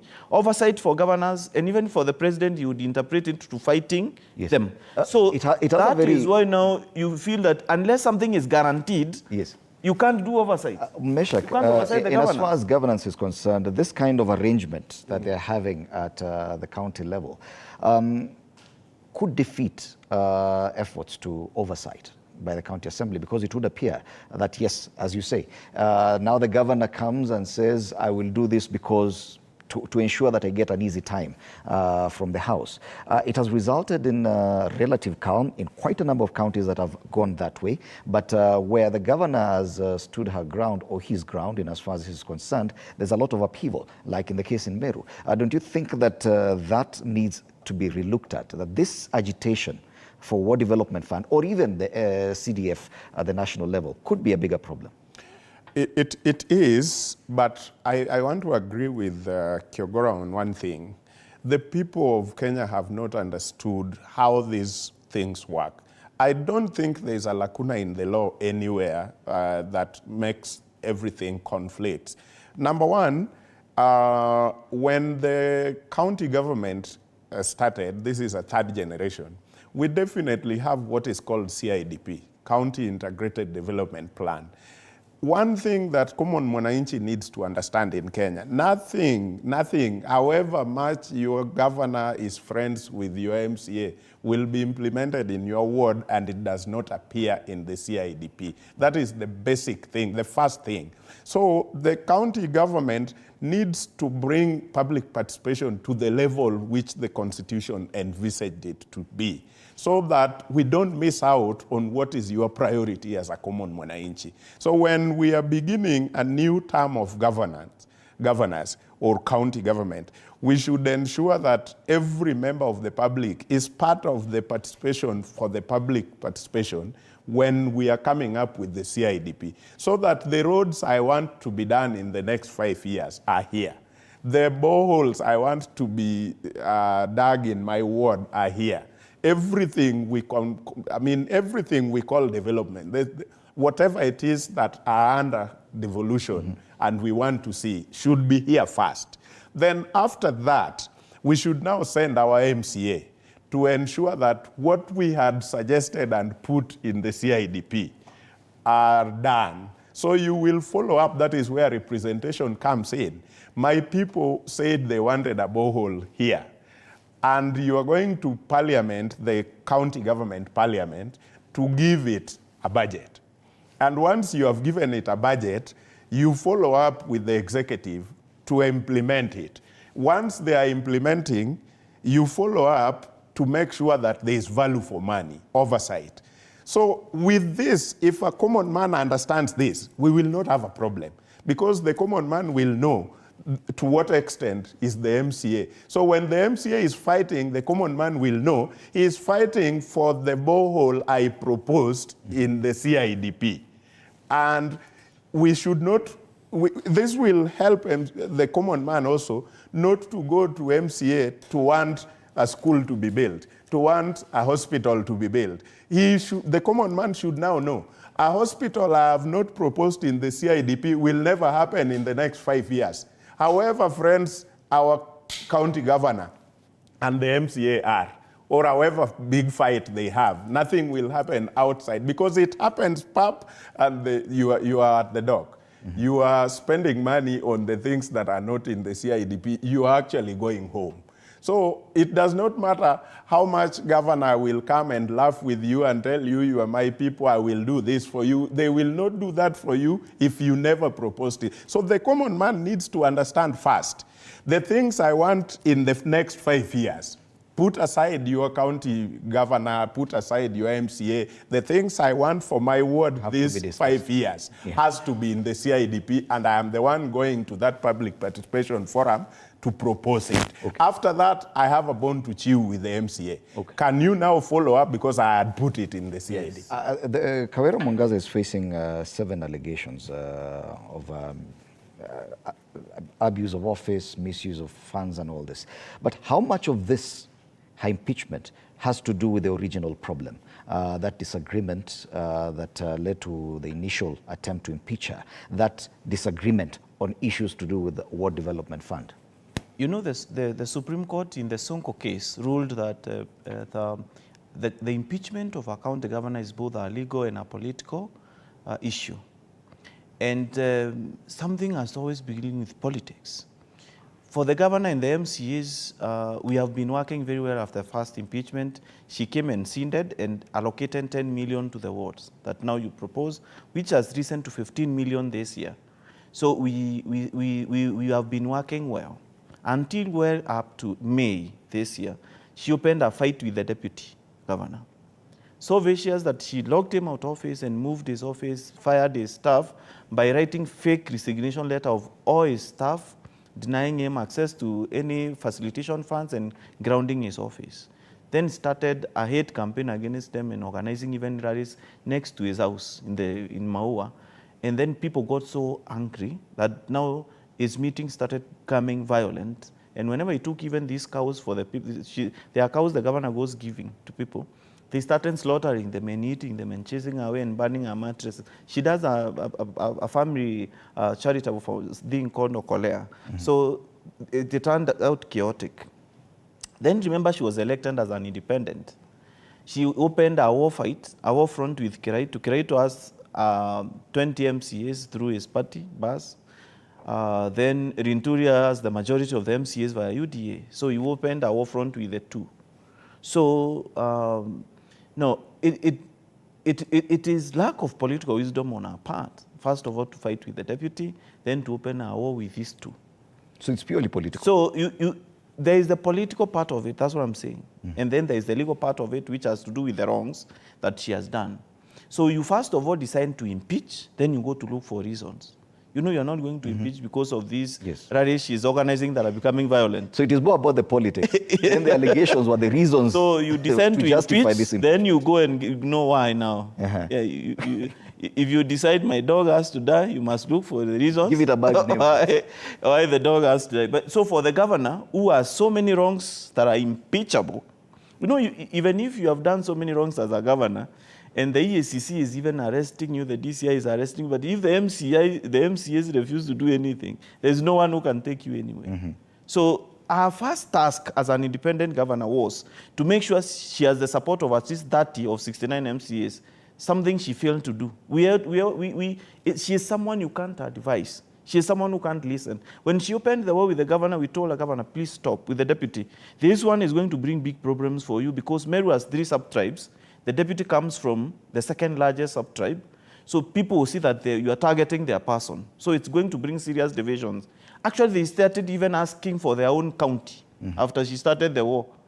A division, remember there was a debate about adding counties. The people from the deputies area started demonstrations of asking for their own county because of this fight she had opened with the deputy. She is someone you can't tell. So if you tell a governor, please, you know your case is sensitive. You are independent, you don't have any single MCAs in this assembly. So you don't want to be opening so many fights. Yes. You want peace. Okay. She's someone you can't tell. Wow. Can't advise her. Meshach. Fred, there are 2 things I have noticed in this country. Number 1, for devolution to work for us the way it was envisioned and the way the Kenyans expect it, 2 things needs to happen. The first thing, we need to create in the law maybe something in the law that prevents a sitting senator from becoming governor immediately in the next election. So that even if I am the senator today, I know in the next election I cannot run for governor until the other election. Because number 1, senators avoid their work at some point. The biggest work for senator is to protect county government. Protect, the word is protect. Oversight comes, but after protecting, because you only oversight what is there. You have protected it. But many counties are going to the dogs because senators are not protecting counties. They are actually running to the oversight to gain mileage because they want to run to become governors in the next or subsequent election. So if a law is introduced that stops me from running to be a governor in the next election, I will put all my effort to protect the county so that it remains a big thing such that when the time comes for me to run, I will find a county. That is what. Because most of these governors have a problem with the senators who want to become governor in the next election immediately. So the governor sitting is supposed to work have a good relationship with the senator in terms of oversighting the county and protecting the county. But what we have is the senator wants to run and is very happy to see the county going the way it is going, because that will give him easy time or her easy time to jump into that seat and become the next. Because it's becoming a trend that senators are becoming governors. So nowadays, when you see a member of parliament rising to be senator, they want to go to become governor immediately after that. Then you have counties where there is just a problem, like now the Kawira Mwangaza. I basically think the problem is political, yes, but there is also cultural bit in this whole thing. I think the 2 gentlemen who he says the governor has also opened war with might not have been also very clean, because how this woman came in between a Harvard material and a very seasoned politician on this other side as the winner is also a problem. Candidate. As an independent candidate, when Meru is purely UDA and a big chunk also on the other side. I think this is also not very much well taken by the 2 gentlemen. So they might not have come out officially and open to say we are at war with you, but somehow they want that war. So there's a bit where I am not coming to give you the war, but I want the war. I want to disagree with him because, first of all, after the election, yes. Kiraito, of course, never went to Kawira's swearing in, yes. but Linturi came and promised our support. Yes. Actually, our first impeachment, the person who tanked it is Mithika Linturi. He is the one who dissuaded the president against it. Yes. And we saw him arguing with the governor and launching projects as we were defending our case at the Senate. So Yes. we knew that we are not likely to get anywhere. So there has been a lot of goodwill from Rinturi to help Kawera. And Rinturi organized 2 meetings for MCAs, one at Sunstar Hotel in Nairobi, the other one at his house, telling us, please support this lady. She defeated us. We have accepted the elections. Please support her. Then Kiraitu came in before he was appointed as the chairman of NOC. He promised to support her before the president and said, and Kiraitu, me, I was a little bit adamant about supporting the government because I realized of so many problems. It's Kiraitu himself who told me, no, please support her. We cannot afford to have 5 years of fighting in Meru. Support the governor. I wanted to now, tell I think you... she became very comfortable. So you realize that the issue of she's a woman, you know, it's a way of defending yourself. When people elected her, they knew. Fred, I wanted to tell you She was 2 things that should happen, and I said 1, senators should be bad. Number 2, when impeachment happens, we should have it in the law for the deputy to go with the governor. How comes when we are going for elections, we are not even careful who the deputy is? As long as we put a vote in for Fred, that vote comes with the deputy automatically. We don't care who the deputy is. But when impeachment is happening, now the deputy is far away from it as if nothing. So for me, deputy should go with the governor. Do you think that would help us resolve? Because this issue of differences between the governors and their deputies is not unique to Meru. It is there in Kericho, in Siaya. Yeah, so I think what he is proposing is good, and maybe it's something you can recommend. But we are not going to use the law as it ought to be. We are going to use the law as it is. So as it is the deputy who becomes, unless, of course, we amend that constitution. But because the constitution has not been amended. Do you think that kind of, if we were to go that way, it would reduce the infighting between governors and their deputies in counties? I think that would somehow work, because sometimes you can argue maybe in some cases the deputies want the governors to go, maybe because they can take office. You can't fault to say that. But in the case of Meru County, when we were doing the first impeachment, the deputy was threatening that if you impeach her, I will resign. He was willing to go with her. That's how much he wanted her to stay in office. Wow. So that's how much, in fact, as late as August, the deputy went on Weru TV and told the governor, "Ma'am, I'm ready to come and kneel before you and say sorry.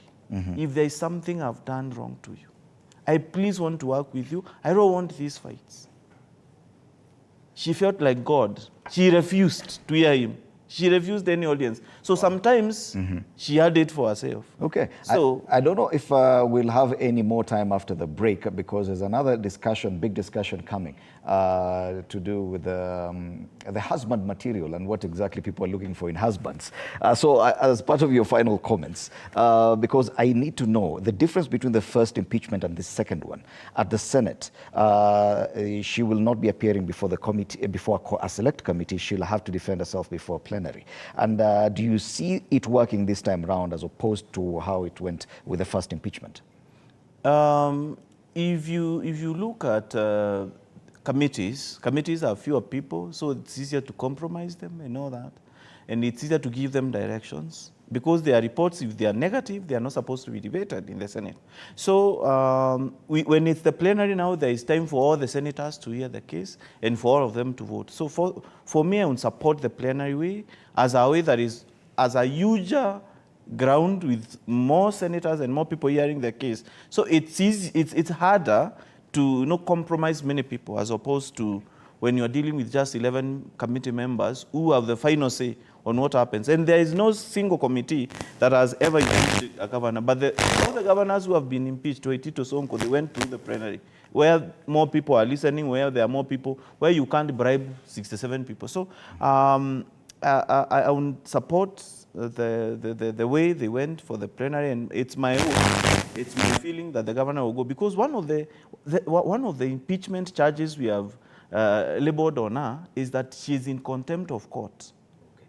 you know, she has been given so many court orders and the husband goes out in certain courts and she refused to obey them. She has been cited by courts for contempt. So she cannot appear in any court to look for justice because she has not punched the contempt part. Okay. And we are impeaching her for this because this is not the way governors are supposed to behave. They are supposed to be implementing court orders and listening to what the independent judicial branch is ordering. So if she has a contempt of court that she has not punched, she will not go to any court to get any orders. And Because of time, I needed to give his very final remarks on this issue of the plenary vis-a-vis a select committee on impeaching the governor. At personal level, I think the plenary, I always supported the plenary, even though in the standing orders of Senate, they are allowed to do sometimes committee if they so wish. But as a common mwananchi, as a Kenyan, I think impeachment of a governor is a huge thing that cannot be rested in the shoulder of 11 members of the Senate. It should be the entire Senate so that when a decision is taken, it is taken at the national level. We can say all the 47 senators were all together in the impeachment. So we have taken a decision as a country. Okay. But if you give it to 11, I feel like it is some part of the country that has taken a decision to impeach you, and probably the majority may have not. Okay. So if it is plenary, I support. Thank you so much, Mesha Kodede, political commentator, and Dennis Kiogora, MCA, Abogeta Ward in Meru County, for helping us look at the state of the nation today, and especially on this issue of cost of living and the impeachment of Governor Kawira Mwangaza. You're still watching Morning Cafe on TV47. Continue interacting with us on our social media pages, TV47 News on X, TV47 Kenya on Facebook.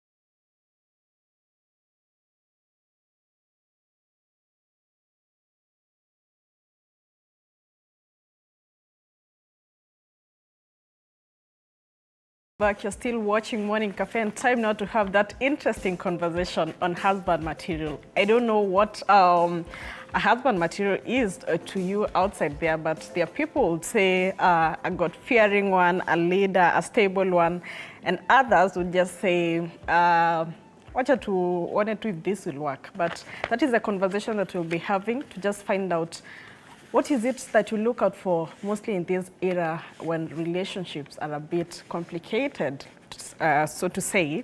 And to have this conversation, I have Josh Masia with me in studio. Mwalimu Josh, karibu sana. Thank you so much. How are you doing? I'm fine. How about you? I'm very well. Good to know that. Looking sharp this morning. Thank you so much. You'll tell me about that kaunda suit. We'll definitely. And on the other hand, the Kigoshi Waimiri is just getting ready in Naivasha, and we'll be linking up with him a little bit later. Perhaps, Josh, even before we start, tell our audience who you are. Thank you so much. My name is Joshua Masia, or Mwalimu Josh. I am a teacher of English and literature, and I'm also an influencer, and also a life coach. I talk about general stuff, things that affect our youth today, things that make us better persons on my social media platforms, besides, trying to create a platform where people can talk and air their views on a myriad of ideas. Yes, yeah. Great. And you have a kaunda suit. Is it inspired by the president? Yeah, I was actually inspired by the president. When I look at him, there's a way he always puts them on, and there's a way he always stands. And when I look at that, I like the elegance. And today I said, I must put on one. Oh, interesting. And we are not seeing the president actually dressing in them during this period when the king and the queen is around. I've noticed that. Yeah, why is that? I guess that's because we're hosting people from the West, the king and the queen. Yes. And I believe their dress code is more of suits, not the kaunda. Kaunda, I want to believe it's associated with the Pan-Africanism or something. Yes. So with the suits, I believe they are just trying to portray, or rather welcome the queen and the king by, dressing officially using the suits that they are used to putting on. Yeah, great. Okay, let's get now to this conversation that we're having today. I was really excited to have this conversation concerning husband material, because nowadays, we're scared to see husband material, see wife material. So what is actually a husband material according to you? Well, that's a good question. Husband material, you cannot define it with one word, because I believe everyone has their own preferences to what it is that they mean when they say the husband material. Yes. And I want to believe our society today, majority of our youth, especially, sorry to say, I'm not being sexist, but majority of our women today, they'd rather go for someone who's well loaded in terms of cash. Yes. And I want to believe that that is one of the main reasons, or rather main factor to be considered to be a husband material at the moment. Yes. Because majority of the people that, especially with these economic times that there's a lot of turmoil, I want to believe that majority of the people would just rather go, if you are given between a poor person and a rich person, I'm pretty sure a majority would go for the rich person. Yes. So that could be one of the ways that in current days, people think that that is being the husband material. But I also want to look at in the past life, what people used to call also husband material. Yes. I want to believe that it's pretty the same. The only difference is nowadays people are focusing on materialism, as in stuff to do with cash. Yes. I want to be taken out, that's the husband material. I want them to pay my bills. I want them to take me out for dinner, all that kind of thing. But I also want to believe that even back in the days, we are not trying to say that our current generation is so materialistic, but even back in the days, I want to believe that people used to get married to people who have wealth, a lot of cows, back in the days, it was better to have a girl child because it is a girl that would bring more wealth. Yes. So, but when you have a boy, then that becomes a problem because it's minus. Everything is going to be going out. Yes. So at the moment, I also want to believe a husband material should be the one person who, I want to say, loves themselves. Yes. Because when you love yourself, you're going to love others. You cannot love others if at all you don't love yourself. Yes. So I want to believe that if you love yourself and you are healthy, I think that's somewhere to start from. Yeah. Because this is a very tough time where people don't have jobs.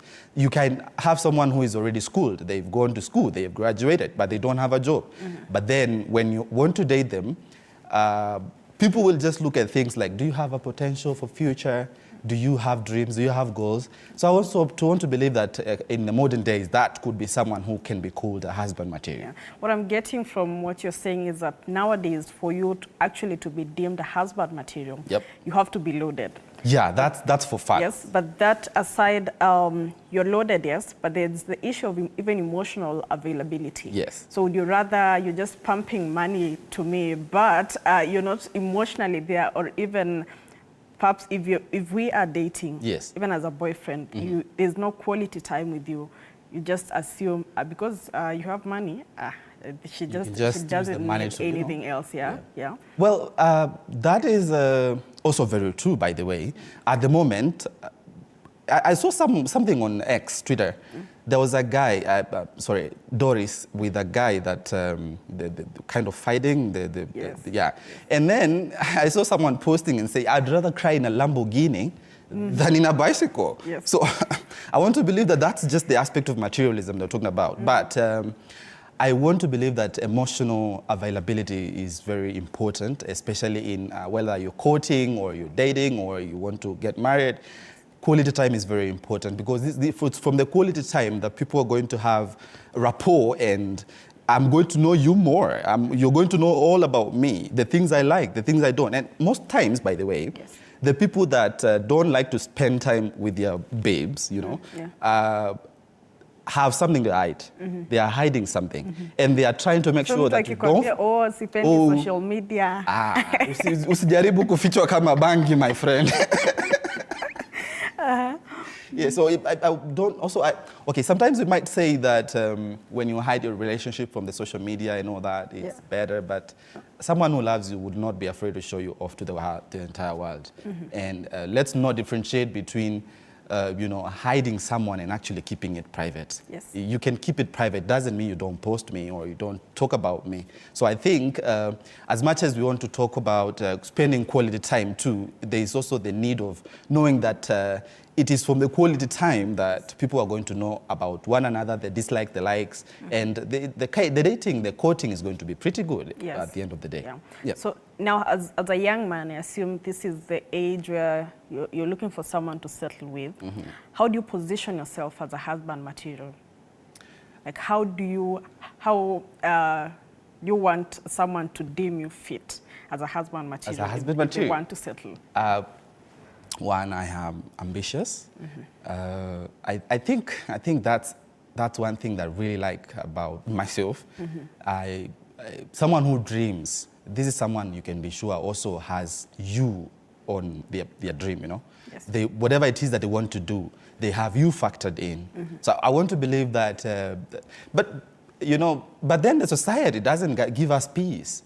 Like I just graduated the other day, and going home, everyone be like, Josh, when are you getting married? I mean, yuko happy, mama, you know? And I'm like, come on, guys. I've not even made a name out of myself, and I feel like bado, you know? And I'm speaking on behalf of every Kenyan youth right now. When I say parents need to take us low, especially once we are done with college. Marriage is marriage is not the only thing that we want to do after college. We still want to you know, and especially for people who, you know, they have responsibility, especially in their families, you know, black tax. Yes. I would like to believe that. You know, you're done with college, and then the one thing you want to do is at least make your home a better place. Maybe build your house, maybe you want to take your brother to college. You have to do all that. Then at the end of the day, when are you going to get time for, you know, thinking about marriage and all that sort of thing? So sometimes parents just need to understand us that we want this, yes, but also we cannot get it at the expense of the entire family too. We need to take care of them as well. Yes. So I think also a husband material is someone who is able to take care of their family, their mothers, father, and blah, blah, before you can get to marry, because how then are you going to take care of me if you are unable to take care of your own blood? Yes. So there's also even being aware of taking your time before actually getting married. And I'm told that the Kigoshi is ready for us in Naivasha. Good morning. How are you doing this morning? It's good to have you, Mzee. We are having this conversation on husband material.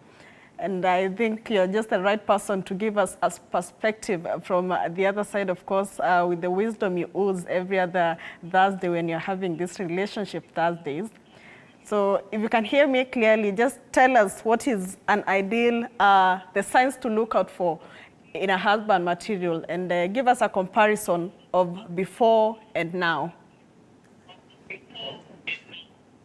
Okay, I'm hearing loud and clear. Thank you very much. I am Kegoshi, Waimeri Kegoshi. And when you are looking for husband material, it's different from looking partner. Wakati unatafuta rafiki ni tofauti zaidi na wakati unatafuta mtu ambaye unataka akuoe. Wakati watu wengine wanatafuta marafiki, wanaangalia vijana, wakati mwingine wanaangalia ati six pack, wanaangalia ule kijana ako na six pack, wanaangalia ule kijana ambaye ako na pesa, wanaangalia ule kijana ako na nyumba nzuri, ako na gari mzuri, siku hizi wanasema ako na Subaru, wanaangalia ako sijui na Makex, ako na Mercedes, ako na nini. Watu wanaangalia vitu nyingi sana wakati wanatafuta rafiki. Lakini wakati unataka kuwa na mtu ambaye mtaishi na yeye katika maisha yako, awe bwana yako, lazima uwe very serious na uwe na makini sana wakati unafikiria nani huyu. Kwa sababu wakati huu ndoa nyingi zimevujika kwa sababu watu, ule bwana ambaye umeweka kwa akili zako, nataka bwana ambaye nitakuwa nikimuitisha kitu ananipatia hapo hapo.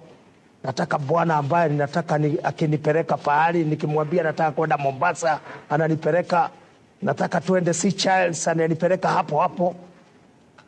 Alafu unakuta ule ameingia kwa nyumba ni tofauti kabisa na ule ulikuwa umejijengea katika akili zako. Kwa hivyo unakuta ndoa zinavujika kila siku. Siku hizi kuvujika kwa ndoa ni kwingi sana kuliko harusi sasa. Unakuta watu wanaachana zaidi kuliko vile wanaoana. Hata kwa makanisa siku hizi, wakati ulikuwa tunaona kila juma mosi magari kila iko mjini pi, siku hizi hakuna. Unakaa sana kabla upate watu ati wanaoa. Jambo lingine ni kwamba wakati unataka kutafuta mtu ambaye anatakana kuwa bwana wako, hii naongea kwa sababu ya wasichana wetu, ni vizuri kuangalia, kwa sababu katika mila na desturi yetu ya Wakikuyu, kijana alikuwa anatolewa mahari na wazazi wake, na wakati anatolewa mahari kuna kazi ya wazazi na kuna kazi yako ufanye. Ikiwa wazazi wamekulipia mahari, kuna jambo lingine ambalo hawatakuja kukufunza vile utafanya. Ukiingia kwa nyumba sasa, ni wewe na mke wako, ni wewe umuangalie, ni wewe ujue unatakana kufanya nini, kwa sababu huyo amekuwa bibi yako. Kitu ingine, hata kama tunasema si vizuri kuangalia mali wakati unataka kutafuta bwana, lakini lazima uangalie huyu kijana unataka akuoe, ama huyu mtu unataka akuoe ako na nyumba. Kwa sababu watu wengine wanataka kuoa alafu hawana nyumba. Mtu kama hako huko kwa mtaro anakunywa chang'aa na kunywa bangi na nini, unatakana kuangalia huyu mtu anataka kunioa kweli, kusema kweli ako na nyumba. Huyu mtu anaweza kujirisha wewe mwenyewe, anapata chakula anapata chakula. Huyu mtu ikiwa hawezi kujipatia chakula, ataweza kunipatia mimi, ama ataweza kunipatia mahitaji yangu. Kwa hivyo wakati kila mtu anaangalia mchumba ambaye anataka wakae kwa maisha, ni lazima, hata hii mambo ilikuwa zamani ya courtship, ni jambo la maana sana. Kitu ingine unatakana kuangalia ukoo ya huyu mtu. Unajua kuna watu wengine ukoo yao ni watu wa fujo, ni watu wa vita, na saa ingine hata wengine wanakuaga wazimu wakifika kiwango fulani. Kwa hivyo wakati unataka kijana akuoe, lazima kwanza ujue watu wao. Na ndio sababu hata zamani wakati mtoto, hata mwanamke amepewa mimba na kijana, lazima wazee wangekaa chini waulizane na hii mimba ni ya nani? Kuja hapa utuambie hii mimba ulitoa wapi? Haikuwa ati maana tu ni wapewe chakula ama wapewe buzi kwa sababu msichana wao amepachikwa mimba. Hapana, ilikuwa kwanza wajue huyu mtoto hata akizaliwa ni wa familia gani? Huyu mtoto hata akizaliwa awe na mambo maudhi mengine ambayo huyu kijana anakunywa sana. Wale wazee wanasema ni sawa tu, unajua alitolewa huko kwa wale jamaa na wale mambo yao ni kunywa tu. Kijana akiwa mtu wa fujo wanasema unajua huyu mtoto alitolewa huko kwa ukoo ya fulani na hao watu wanapenda sana fujo. Kwa hivyo okay, tutamvumilia tu. Ndio ilikuwa sababu wazee wanakaa chini, hii mimba ulitoa wapi?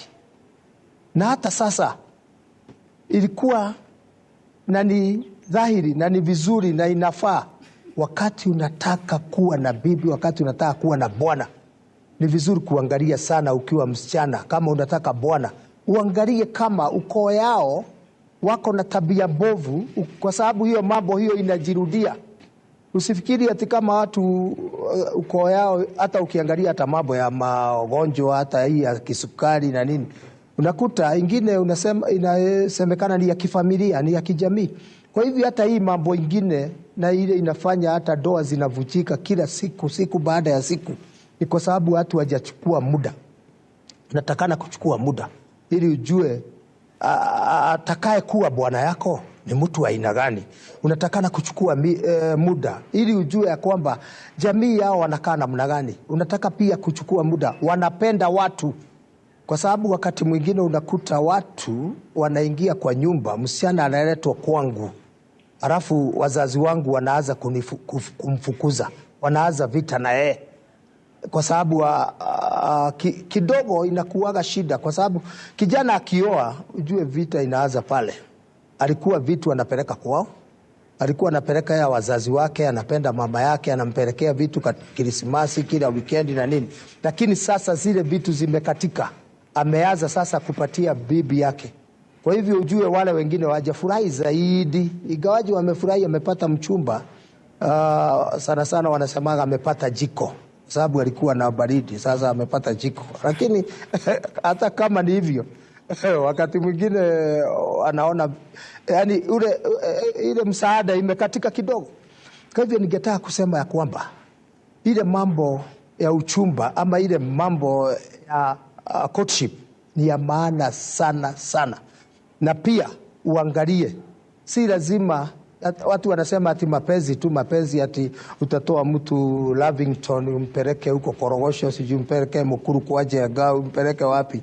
Yes, ni mapenzi, lakini ako na nyumba, anaweza kujimudu yeye mwenyewe, anaweza kujipatia ako na mapato, kwa sababu lazima awe na mapato kidogo ili muendelee kutafuta vitu pamoja. Lakini si muanze pale chini kabisa ati umkuti ati hii ni mapenzi, tunakaa na yeye hapa katika mtaro, tunakaa na yeye hapa kwa Chang'aa kwa Mama Pima, sijui tunakaa hapa kwa nani. Hapana, lazima uangalie. Pia zamani ile kitu ilikuwa katika mila yetu, ilikuwa inaangaliwa zaidi, ni huyu kijana ni mvivu ama ni mtu ambaye ako na bidii. Unaangalia bidii ni kitu ya maana sana wakati unaangalia kijana ya kukuoa. Bidii ni kitu ya maana sana, kwa sababu ikiwa mtu ako na bidii, kwa Kiingereza tutasema do not despise a youth. Hauwezi despise a youth, kwa sababu ako na maisha mingi, anaendelea, atapata. Lakini mzee kama ako na miaka 100, hauwezi sema huyu atapata mali. Hapana, kama hakupata. Lakini kijana akiwa na miaka 20, 25, 30, ako na maisha ambayo amewekewa na atapata. Lakini lazima awe na bidii. Watu wengi wamepotea kwa sababu ya kukaa tu katika, ukienda kwa vijiji wanakuja wanagoja waheshimiwa, waheshimiwa tununulie chai, tunataka chai, Sasa ukichukua kijana kama huyo ati anategemea waheshimiwa wakuje wapite wampatie shilingi 5, hiyo itatosha unga wapi? Itatosha maziwa wapi? Kwa hivyo pia unatakana kuangalia huyu kijana ana bidii, na pia kama ako na akili. Anaweza kuwa hata hajasoma lakini ako na akili. Anaweza kuwa hajasoma lakini amepata. Tuna watu tuko na historia, hawana pesa, hawakusoma lakini wana pesa mingi. wamefanya mambo mengi sana kwa sababu walikuwa na bidii. Hauwezi kuwa hauna elimu na hauna bidii na uwe mwanaume. Hauwezi kuwa hauna bidii na haujasoma alafu unataka kuoa.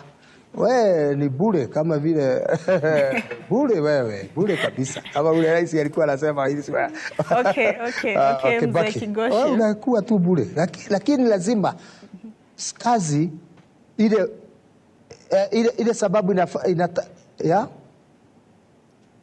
Okay. Yeah? Hold that thought there. We'll be coming back to you after we take a short commercial break. Yeah.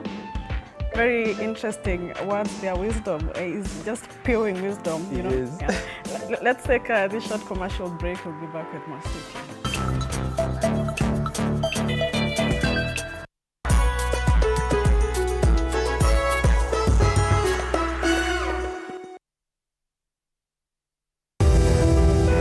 Did you know that Mount Kenya University is the most affordable university in Kenya, where you can attain your internationally recognized degree within 3 calendar years?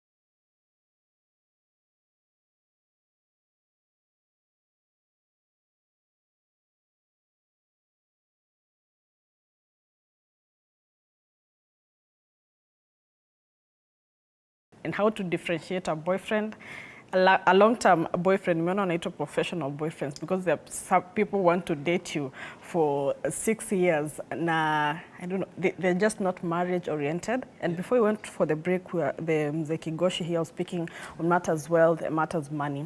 There's a thing that someone says a boy is just looking for money, but if you are looking for a man or a husband material, he's looking at wealth, yeah? Yep. You find right now there's a lot of pressure on dating, mostly for the young generation, right. Yeah? And so people have made money, but they're just splashing it without actually thinking of the future, right. Yeah?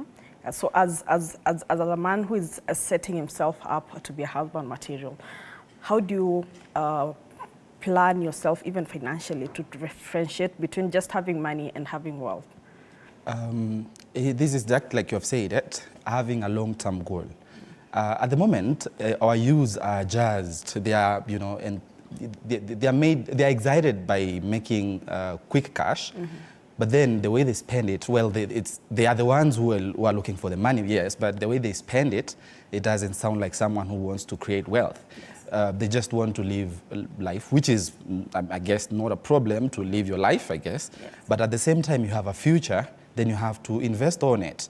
If you want to become a multi-millionaire, for instance, you have to look for investments that will make you a multi-millionaire. You cannot just be getting paid every day and think that you're going to get a lot of money from that or create wealth from it. No, you just have to create investments, different sources of funds, revenue avenues. Yeah. You got to have a lot so that at least when you are saying now, I feel like I'm ready for marriage. Yeah. You're not just ready psychologically, you're also ready financially, and you've got plans for that. Mm-hmm. At least you know, if I lose my job, I've got a plan B, you know? I've got a plan C, that I have several, you know, sources of income. Mm-hmm. And that will make you differentiate between you and a boyfriend and a potential husband-to-be. Mm-hmm. And currently, and this is something I've actually been saying in my social media, on my X platform, if you're dating, whoever it is that you're dating, make it intentional. Don't just date because, you know, he's cute and, you know, he's six-pack like Mzee said, you know. Yeah, look for something else. I mean, fine, people have different preferences, like I just said when I started this. But at the same time, can we all have things that, you know, there are those things that we call them irreducible minimums, like the basics that the one go to have, you know. If you want to become a potential husband material, you have to invest heavily on your plans for future. And I also want to say, even though at the moment education has, you know, been not, I mean, it's promising for sure, but when you look at the way we have so many graduates around, no jobs, no employment, but at the same time, can people try at least, you know, to outsource other, you know, avenues of getting cash? Maybe you can just try and see whether you can get a job abroad or just go and study abroad, because sometimes when you're studying abroad, you can just get paid at it. And when you come back, you do not only have the money, but also another papers on top of it. And I believe that is what is going to make one, and like I've said, when you're dating, make it intentional. Don't just date because someone is there for that time. And this is actually why we have a lot of influx of single moms, because someone is just dating because of the outlooks and not any other thing. But then at the end of the day, what else do you have? Can we also have people dating, but then deciding that it doesn't matter, whatever comes, if anything happens, I'll be ready to marry you. If anything happens, yes. It's interesting you've mentioned the issue of single moms. So there was somewhere I was reading, and it was saying people, for men who have children, they're not the ideal husband materials. What do you think about that? Sorry, for the men who have? For men who have kids and they're not married, they're not husband materials for someone who's looking to get married. This avenue of this whole institution of marriage is kind of tricky. There are so many demons to be fought, I believe. But then I also want to believe that someone who lets their offspring just vanish and they don't take care of their bills, I want to believe that that is not husband material. A husband material. Yes. Let me engage Mzee Kigoshi. Mzee, I would like to hear what you have, your view about when you're looking for a husband material. How then do you differentiate between someone who's just there for convenience and someone who is there for commitment for the long term? Yes, jambo la kwanza, honest, watu kuongea ukweli, kwa sababu kama ndoa itaundwa juu ya msingi ya uongo, mtu amekudanganya, hata niko na kazi, niko na pesa, niko na hii, nitakujengea nyumba ya ghorofa, nitakujengea kila kitu, nitakujengea nini. Yani unapewa mambo mengi, promise after promise after promise, alafu zikose katika doa. Hapo doa inaanza kuvujika. Kwa hivyo, kitu ya kwanza ni kuangalia kama wakati mtu amekuambia jambo, na ndio tulisema kukaa katika courtship, hata kama si muda mrefu, kwa sababu pia courtship ikikaa muda mrefu inaleta shida. Lazima uangalie, je, huyu ni mtu wa ukweli? Je, huyu mtu anaongeaga ukweli? Kwa sababu shida ni moja tu, watu wengine huwa anaweka mapenzi yao katika msingi ya uongo. Hata wakiishi katika hiyo doa, watakuwa anajaribu kuweka ile uongo iwe ukweli, na hakuna wakati uongo itakuwa ukweli. Ule kijana shida tena, vijana ama wasichana wanajaribu wanaume wengi mpaka wapate ule wanataka. Ukijaribu wengi utakosa hata ule mzuri, kwa sababu utakuwa sasa umejaribu, inafika pahali sasa unaona, wacha tu nichukue hii, kwa sababu muda wangu ni kama ninaendelea kuzeeka na nini. Kwa hivyo ni vizuri hata ukiingia kwa supermarket uanze kuangalia vitu nyingi na ujui unataka kununua nini. Unaweza toka huko na ile kitu labda sio ulikuwa unataka kununua. Kwa hivyo wakati mwingine hata mtu anaingia katika kioski anachukua mkate na maziwa. Lakini wakati mwingine katika doa unakuta mtu, hata watu wanauliza, anaoa nani? Anaolewa na nani? Haya, haolewi na Kamau. Haya, aliwachana tena na Njoroge. Wako na Geveji. Unakuta amejaribu wanaume wengi akijaribu kutafuta ule mwanaume ambaye anataka, ama ule anataka amuoe, lakini wanaume ni wale wale tu na wasichana ni wale wale tu. Wale watu wameishi katika doa ni kuvumiliana, kwa sababu doa ni kitu ya maana sana. Msipovumiliana hamwezi, kwa sababu ni vigumu hata ukute watu walishikana, watu walio na nia moja. Utakuta huyu anapenda hii, huyu anapenda hii, huyu anapenda hii. Unakuta watu wako na mambo yao tofauti, mambo ambayo huyu apendi na huyu apendi, lakini mnajaribu kuvumiliana, kwa sababu kitu kingine ya doa ni mpate watoto. Kama mnataka kuishi katika doa, mjue ya kwamba mtapata watoto. Ikiwa watoto mtapata watoto katika msingi ya kutoelewana, msingi ambayo hamvumiliani, ujue hiyo haukupata ule anatakana. Kwa hivyo ni vizuri kwanza kuangalia kitu ya kwanza, vile nimesema, honest, mtu wa ukweli, mtu ambaye hana uongo, kwa sababu watu wengine wanapenda sana uongo. Ukiwa na kijana ambaye anapenda uongo, ujue huyo ni mtu hatari sana. Uongo katika doa, hiyo inamaliza watu, kwa sababu ile kitu inatakikana ni heshima, watu wapeane heshima. Si lazima, unajua zamani ilikuwa mzee akisema jambo lazima ifanywe. Nimesema hivi, nimesema hivi, nimesema. Si kusema. Wakati mwingine mnakuja, mnawasiliana, mnasikizana, mnaelewana, mnasema hii nyumba yetu tunataka hivi. Hata kama ni watoto mnaelewana, hii watoto wetu tunataka watoto 2, 3, 4, 5. Vile mtasikizana. Kwa hivyo wakati unatafuta mchumba ama unatafuta mtu wa kukuoa, lazima uangalie kama ni mtu wa ukweli, na pia uangalie ya kwamba background yake, amekuwa mtu wa aina gani. Kuna wengine wamezeekea jera, amekuwa ni watu ni jailbird, amekuwa jera, lakini amekuja ameingia kanisani, labda sasa unafikiri ni mtu mzuri. Ni vizuri pia kuangalia kama amekuwa huko, kama amereform kabisa, kwa sababu kuna wengine wanaweza toka huko na wareform. Lakini lazima uangalie background ya huyu mtu, kutoka utoto wake amekuwa mtu wa aina gani. Amekuwa tu wa kusumbua watu katika kijiji, amekuwa senge, kwa sababu anaweza kuwa anataka kukuoa na ako na wasichana wengi, ako na watoto 23, lakini anakuambia sasa, mimi nataka kuoa, mimi nakuwa kijana, mimi sina bibi. Alafu unakuta huko na shida sana, wakati utakuja kugundua ako na bibi wengine, mnaanza vita, na vita ikianza hiyo, ujue haitaisha, mtapigana mpaka Mungu arudi. Kwa hivyo hiyo ndio ile kitu inaleta shida katika ndoa, watu kutoaminiana, watu kuweka ndoa katika misingi ya uongo. Hiyo ni kitu baya sana. Ukiangalia wale watu wanaongeaga ukweli wanakuaga sawa. Kuna watu wa mama nao ni wakorofi.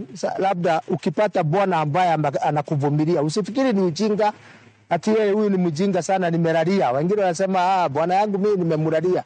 Tafuta bwana ambaye pia hata ana sauti. Bwana unajua bwana saa nyingine anatakana mtu naye anaongea. Si bwana anakuja ati sasa mlipika sijui nini. Lazima uwe bwana ambaye wako na sauti. Hata akiingia kwa nyumba watu watajua. Watajua sasa bwana ameingia. Hata anasema tumekuja. Kwa nini ile kitu kwa nini imewekwa pale? Yeah. Lazima tuwe na bwana ambaye wako na sauti. Yeah. Okay, thank you so much, Mzee Kigoshi. Naona hapo kunanyesha. I don't want you to get rained on, but thank you for your input. And just in case you get a better place, we can continue the conversation. But if not, thank you so much for your input. And Josh, I'm listening to Mzee Kigoshi, and I think his greatest attribute to a husband material is honesty. Yeah? And that is something you'll agree that in this generation, it's not there. Sure. Because when, for example, because when you're dating, I assume you're dating a boyfriend to be a future husband. Right. And then during these first days, someone may pretend during the dating time. Yeah. But now when you get married, or when you now start courting, you realize the other side of the person. So how do people shun from having these people just pretend, because with the lovey-doveys and love bombing during this period, but essentially he has given you a picture of a husband material, but in real life he's just a toxic person. Right. Yeah. Yeah. Well, like I said before, spend time together.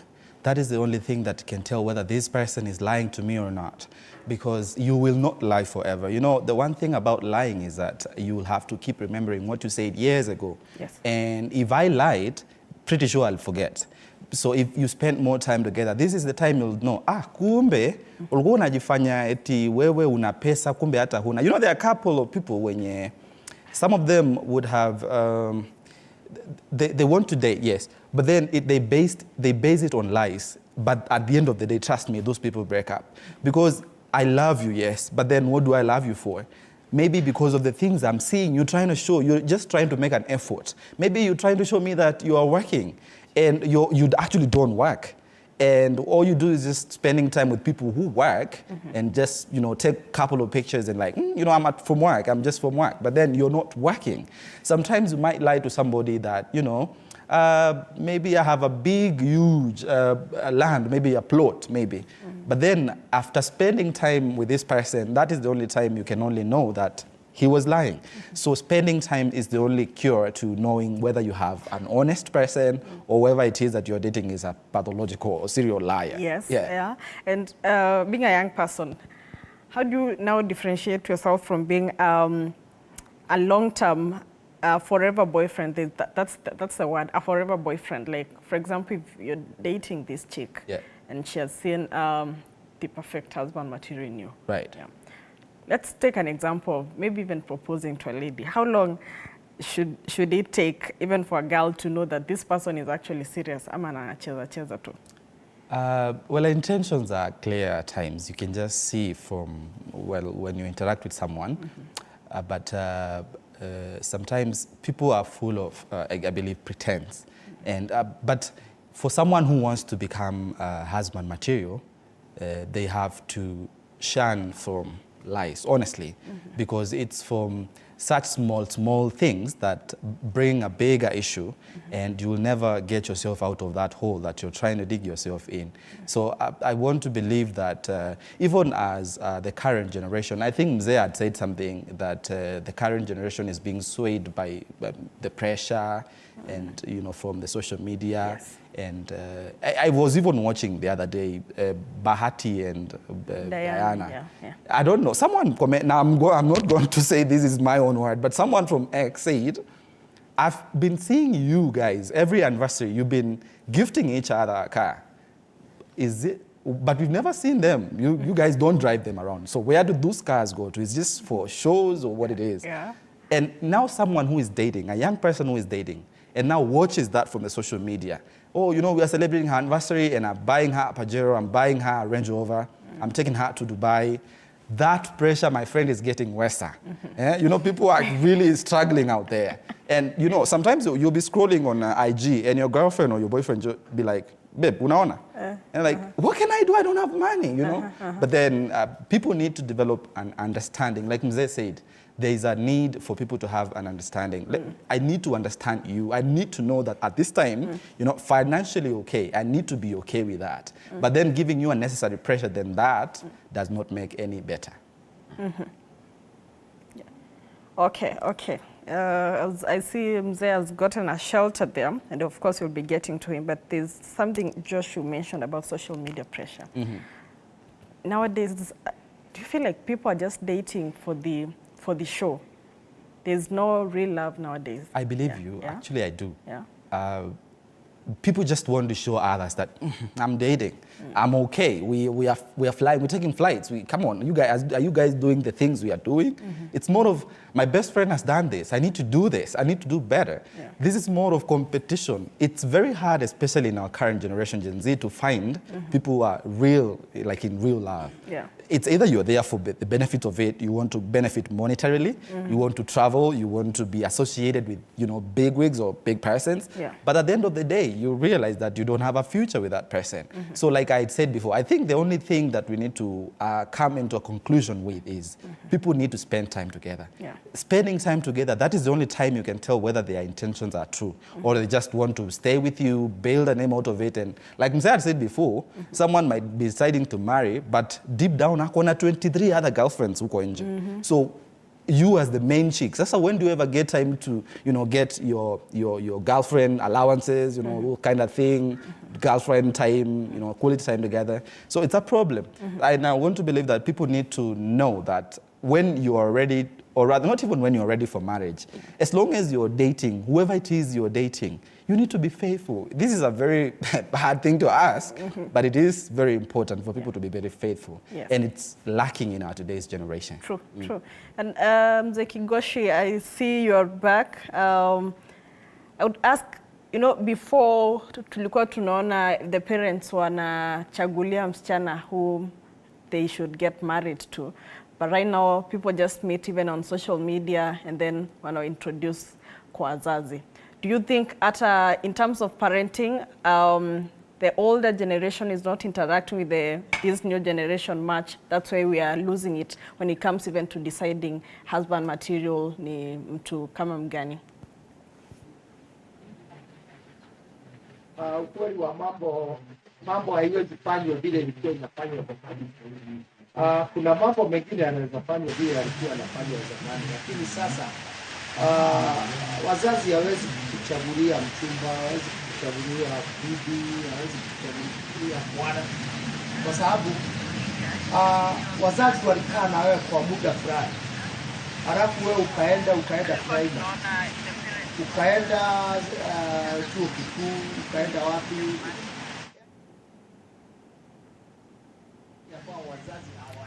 Okay. Mzee, we'll be getting back to you in a little bit as we rectify that sound hitch there.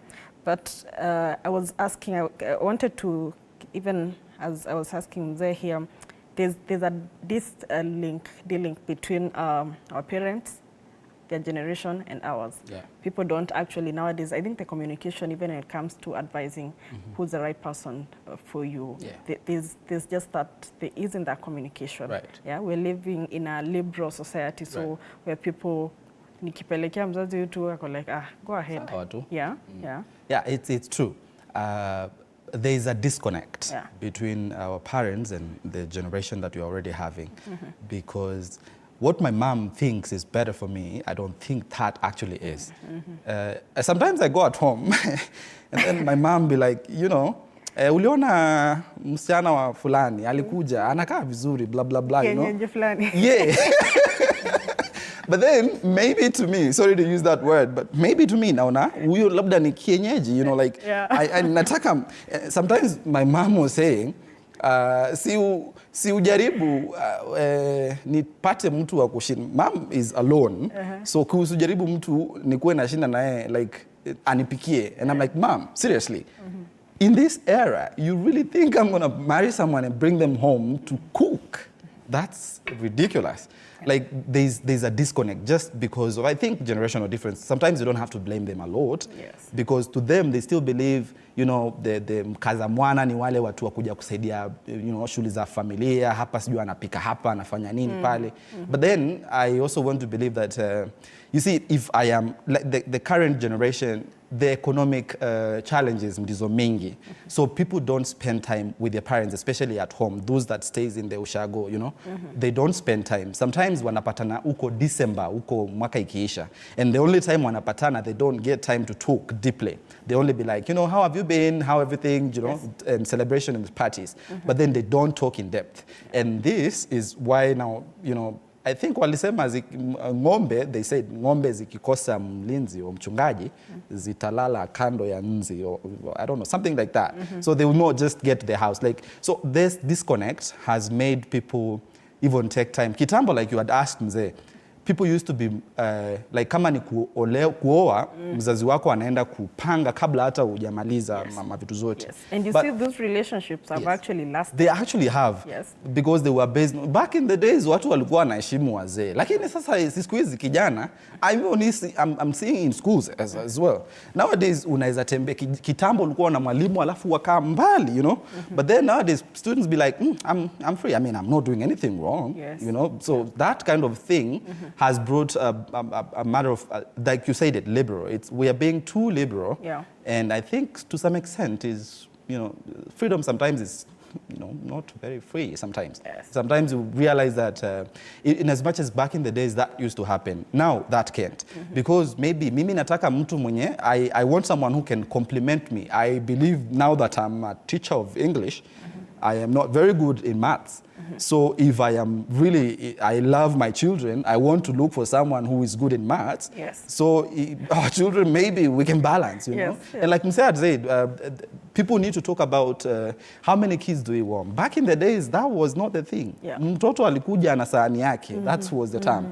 But now people have to plan. Yeah. They have to make sure that compatibility, someone that you know you're compatible. Yeah. So I believe in as much as there's a disconnect, but also there's that need for freedom. Yeah. Because you'll go for someone that you're sure atakuvumilia. Back kitambo, ulikuwa unavumilia mtu because umepewa yeye na wazee. Wazee ndo walifanya. There's no disrespect mzazi. Na juu tena utaenda wapi? Yes. People used to stay together, hapo tu within. But nowadays, unaweza kasaa useme, no, mimi sitaki huyo, na uende. You'll just go. Yeah. Go work outside. Maybe go even abroad. Yes. So that's one thing. Now, the parents are scared. They cannot tell you these things because they're afraid to lose you. So they just let you be. Yeah. Then there's an interesting saying here that someone might be right for you now, but Yeah. they're not ready for you. Yeah. True. For instance, yourself, Yeah. if you are in a position that you think there's a girl somewhere who wants to settle with you. Right. Yeah. You might be the right person for her, But not ready. but you're not ready. I agree. What do you do in that instance? Yeah. That's a very hard one. Because I tell you, actually, this is actually what is happening nowadays. Girls can make it, I don't want to say easily than men, but that's the society sometimes. So when a girl has made it and they are making money, trust me, they'll outgrow you very fast. And that, as a man that you are dating her, that becomes a problem. But then, can you put some effort? Can you show some effort? Maybe even though she's making some good cash, you know, you're not, but you're trying. If that girl sees you trying and she loves you that much, she's gonna wait for you. But then men, sometimes unapatwa una shida maybe, msichana wako labda ndio anapata pesa nyingi kushinda labda, lakini unakaa tu, unatulia, unasema I don't care. I mean, Red flag. Red flag, that's a red flag. Eti juu anapata pesa mingi ama juu amesettle mbele yako. Yes. So I think for a woman who is also patient enough na kuona mtu wake anajaribu kuweka effort, they will wait. Yes. But if mtu wako tu amesha relax, na by the way there's also a possibility of such people when you wako na wasichana ambao wako ready to settle na wao hawako ready, Yes. they retract, wana withdraw. Because, come on, I'm delaying your future. You deserve to be out there enjoying life. But look at me, I'm still not yet established. So what can I do? I'm just going to leave you. But then, in such a situation, when a girl has been given that option, I want to believe maybe kata, sema hapana, I'm going to wait for you. Just keep on working hard. I think it's good people to be honest, but if you're not ready, Just- and you could be a husband material, but Yes. you're not ready to Yeah. settle. Just tell the person, asonge tu na mtu mwingine. But really, you Yeah. did that. Hey, let's take a short breather. We'll come back with more.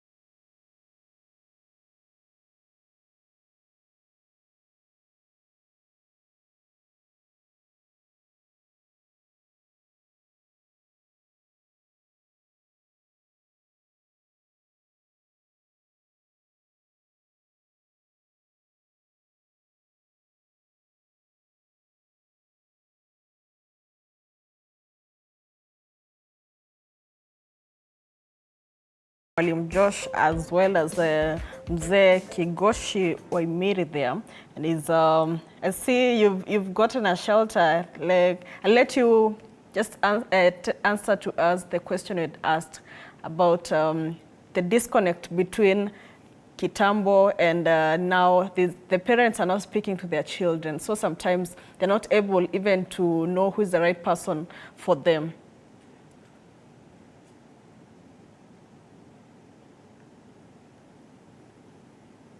Mambo vile ilikuwa inafanywa zamani haiwezi ingiana sasa. Jambo la kwanza, zamani wazazi walikuwa wanachagulia wasichana wao kijana wa kuwaoa ama the other way around.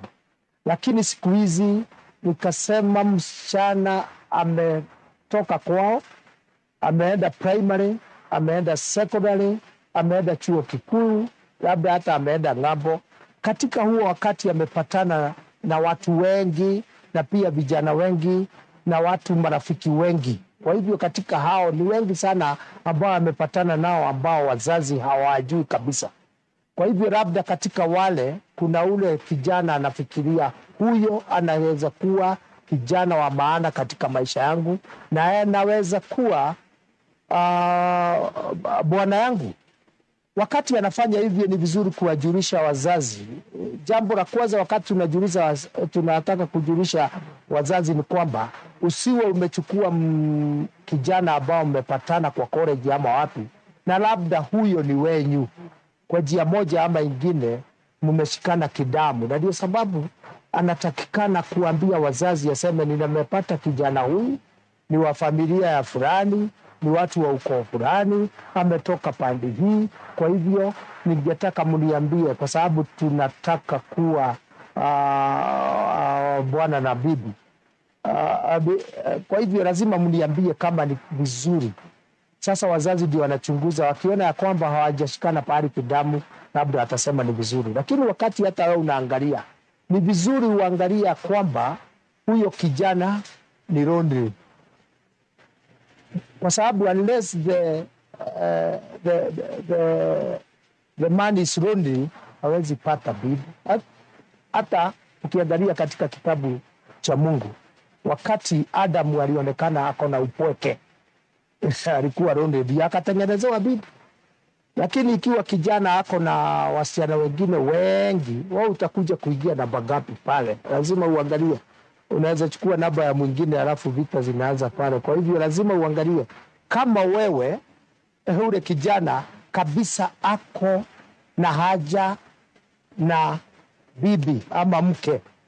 Kwa sababu kama hana haja, ako na wengi, labda hata utakuwa kati ya hao wengi, na hiyo hakuna doa itakuwa pale, na hiyo doa haitaishi sana. Hata ukiangalia siku hizi doa zingine ambazo zilikuwa kubwa sana, si umetumia pesa nyingi sana. Ninajua kadhaa, hata mimi nikiulizwa 1, 2, 3 nitasema hizo doa zilivunjika. Ni kwa sababu watu weka msingi yao katika yale mambo yanafaa. Waliweka labda msingi yao, hao ni matajiri na sisi ni matajiri, wacha tuoane. Hao ni matajiri na wako na vitu, wako na utajiri mwingi, wanajiweza. Kwa hivyo msichana wetu hata kosa kila kitu anataka. Lakini wakifika pale ni tofauti, kwa sababu tukiweka mambo ya vitu, mambo ya pesa, mambo ya utajiri juu ya mapenzi ama doa, yote itakuwa ni bure. Kwa sababu nilisema mwanzo, lazima kijana anajiweza mwenyewe. Pia awe anaheshimu wazazi wake na wazazi wake wanamheshimu. Kwa sababu kijana kama hajaheshimiwa na wazazi wake, hata akileta msichana anasema anataka kumuoa, ama msichana akipeleka kijana kwao aseme huyu ndio anakuwa bwana yangu, watu watasema huyu amejaribu wengi, sijui kama wewe mtawezana. Utakuta wameanza, amekuwa discouraged hapo. Na wakati hiyo mambo inaendelea, unakuta ndoa nyingi zinavunjika. Kwa hivyo ningetaka kusema ya kwamba ni vizuri watu kuchunguza kila kitu. Lazima ujue kijana ambao unataka akuoe umjue zaidi ya 50%, umjue kama 60 ama 70. Ni vigumu kumjua 100 kwa sababu kila mtu kuna siri zake na kila mtu ana yale mambo labda hata atakufa bila kuambia mtu mwingine. Lakini jaribu kumjua kabisa. Na nilisema ya kwamba kuna vitu kadhaa tu natakana kuangalia, labda hata hajafika 5, kwa sababu natakana kuangalia huyo kijana ako na nyumba. Hiyo nyumba iko na kitanda, kwa sababu si nyumba square bila kitu. Iko na kitanda, ako na vitu za kupikia. Huyo kijana ako na kazi. Hiyo kazi inalipa, kwa sababu kuna kazi zingine hauwezi jua, anakuambia mimi niko na kazi na labda anaenda kuiba usiku. Yeye ni mwizi. Yeye ni watu wa kupiga watu geta. Ile kazi yako nayo ni kazi ambayo inaheshimika, kwa sababu mtaoana leo alafu aende jela. Mnaweza onana leo alafu ile kazi anawekwa ndani. Kwa hivyo utakuwa sasa uliolewa lakini haujaolewa. Kwa hivyo ni vizuri kuangalia yule kijana na umwangalie kwa makini sana. Pia kuna vijana wako na mali nyingi sana na wako na kazi, wanafanya mabiashara nyingi, lakini zile biashara hauzijui. Kwa hivyo ni vizuri pia kuchunguza kama zile biashara ni halali ama ni haramu. Kwa sababu kama zile biashara ni haramu, ujue pia ataenda ashikwe ama ataenda, kwa sababu ni aibu sana kuangalia katika runinga. Unaangalia hapo TV47, unaangalia unaona mtu ameshikwa, waliiba pesa, huyu mtu ameshikwa, alipatikana na bangi, huyu mtu ameshikwa, alitengeneza pombe haramu, na ni bwana yako na unamwangalia pale. Na alikuwa amekuambia mimi nafanya kazi mzuri, mimi niko sawa, nitakuweka vizuri, na hata wazazi wako. Pia kijana ule umechukua, lazima kitu ya kwanza akikuambia ama ukitaka akuoe, umpeleke kwenyu, umuonyeshe wazazi wako. Uende uambie wazazi wako, mimi nataka huyu kijana anioe. Wakati unasema hivi ni nini? Sisi katika mila yetu tunaamini ya kwamba kijana ako na bibi kwa sababu ametoa mahari. Kama hajaenda kwa wazazi wa msichana, kama hajaenda kwa wazazi wa bibi yake, ujue ana bibi, ni watu tu wamechukuana tu hivi. Kwa hivyo lazima aende introduction, aende kwa wazazi wa msichana wake, aseme mimi ndio niko na msichana wengi. Ni kwa nini? Kwa sababu huyo msichana pia amelewa vizuri na wazazi wake, amekuwa, amesomeshwa, amefanya nini. Kwa hivyo ni vibaya hata msichana achukue bwana ya wenyewe na hataki kuambia wazazi ako na bwana, unless ako na ukora kiasi. Anajificha, ajaribu huyu kama ataweza, awache huyu ajaribu huyu, aone sasa nipelekee wazazi huyu ama huyu ama huyu ama huyu.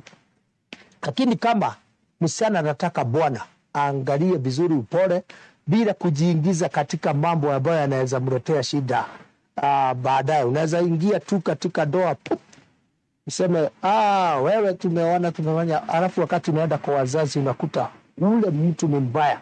Ukienda kwa society hatakikani kuonekana. Ukienda kwao watu wanakuuliza, haya hata huyu ameingia hapa, ajui wale watu wameingia katika hii nyumba na wametoka. Sasa yeye atakuwa na bagapi? Na ajui, hakuuliza. Kwa nini hakuuliza? Sasa unakuta doa imeanza kwa long foot. Na hiyo ni kitu baya sana, kwa sababu kuirekebisha yale mambo mnafanya wakati wa mwanzo kabisa wa doa, kuyarekebisha inakuwa shida kabisa. Utaishi nayo ukikumbuka. Na pia hata hakuna watu wanajuaga kuweka hiyo mambo kama wamama. Wama hata kukumbusha, wakati ulinioa siku ya 3 saa 8:30 ulinitukana. Na sasa hiyo ni miaka 40 imeisha. Anakuambia wakati ulinioa mwezi wa 3 ulilala nje. Na ulikuja asubuhi saa 9:13. Anakumbuka tu. Yani wanajua sana kuweka haya mambo. Kwa hivyo wakati mnaanza, ama wewe msichana unataka kuwa na bwana, ni vizuri kabisa uangalia kwamba ule bwana si malaika. Jambo la kwanza ujue kwamba hakuna mwanaume malaika. Kuna mwingine alisema hakuna mwanaume wa bibi moja, lakini ni sitaki kupita katika hiyo njia. Lakini nataka kusema hakuna mwanaume malaika, pia hakuna mwanamke malaika. Kwa hivyo ule mwanaume utamvumilia kiasi fulani. Kwa hivyo inatakana kuangalia ako na mambo mengi mazuri, lakini haya madogo muongee kabla mjaingia kwa nyumba. Usikubali muingie tu katika doa na mjaongea yale mambo, hata kama ni 10% baya. Hata sumu ikiwa 10% kwa chakula itakuwa. Lakini natakana muongee, museme wewe mimi nakupenda, lakini wale marafiki wako mnatembea nao kidogo siwaamini sana. Si fulani alikuwa amekimbizwa na polisi, si fulani. Kwa sababu hata Kiingereza inasema show me your friends, I will tell you what kind of a person you are. Kwa hivyo wale marafiki mnatembea nao pia ni wa maana sana, uangalie. Na pia hata kama wewe ni msichana, wakati unataka kijana ni vizuri hata kuongea. Wakati unaongea, wasichana wenzako watakuambia, ai, haujui Catherine, haujui Rebecca, haujui walikuwa na Gladys. Ni sawa tu, hata wewe unaweza jaribu bahati. Lakini katika ndoa hakuna kujaribu bahati. Lazima uangalie uone kweli huyu ni bwana yangu, na huyu naona kidogo ana shida kidogo tu, na hizo shida kidogo tutarekebisha. Lakini kama amepita 70%, 60%, mchukue muende mujaribu kurekebisha wakati mnaenda, lakini muambiane hapa tutaangalia, hapa tutaangalia. Siku hizi, zamani ilikuwa kijana ndiye anafanya kazi yote, ndiye ana provide everything. Chakula, mavazi, hizo zote, especially those three basic, food, shelter and clothing. Kila kitu lazima kijana alikuwa ni yeye. Lakini siku hizi utakuta mwanamke anafanya kazi na anapata mapato, na wewe kijana unapata mapato. Ukipata bwana, si vizuri kumwambia pesa zako ni zako na zake ni zenyu. Lazima mnaenda mnaongea, mimi huwa napata pesa zangu hizi, sitakupatia zote sababu nina mahitaji. Mimi nitachukua mambo ya budget ya nyumba, habari ya sukari, maziwa, wacha mimi niwachie hiyo.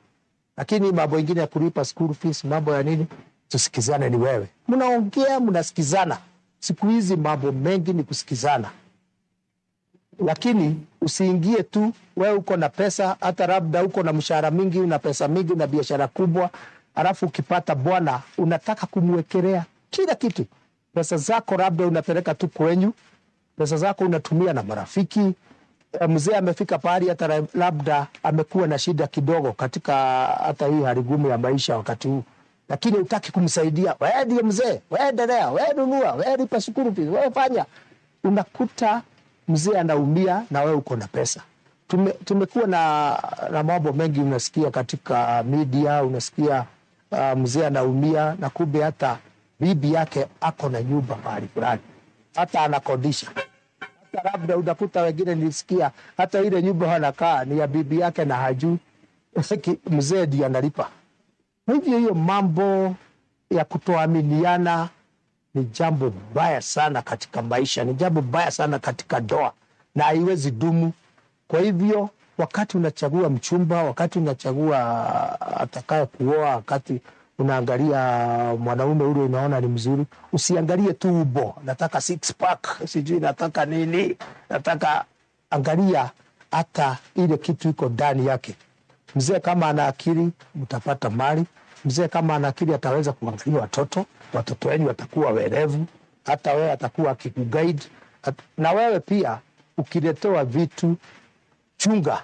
Kuna watu wengine wanaletewa vitu nyumbani, alafu kwa muda nakuta hiyo buzi ilikufa, hiyo ng'ombe hata ikupewa dawa, analetewa hata gari, hiyo gari alienda akagongesha, hana shughuli, hata hiyo dagi service hana shughuli.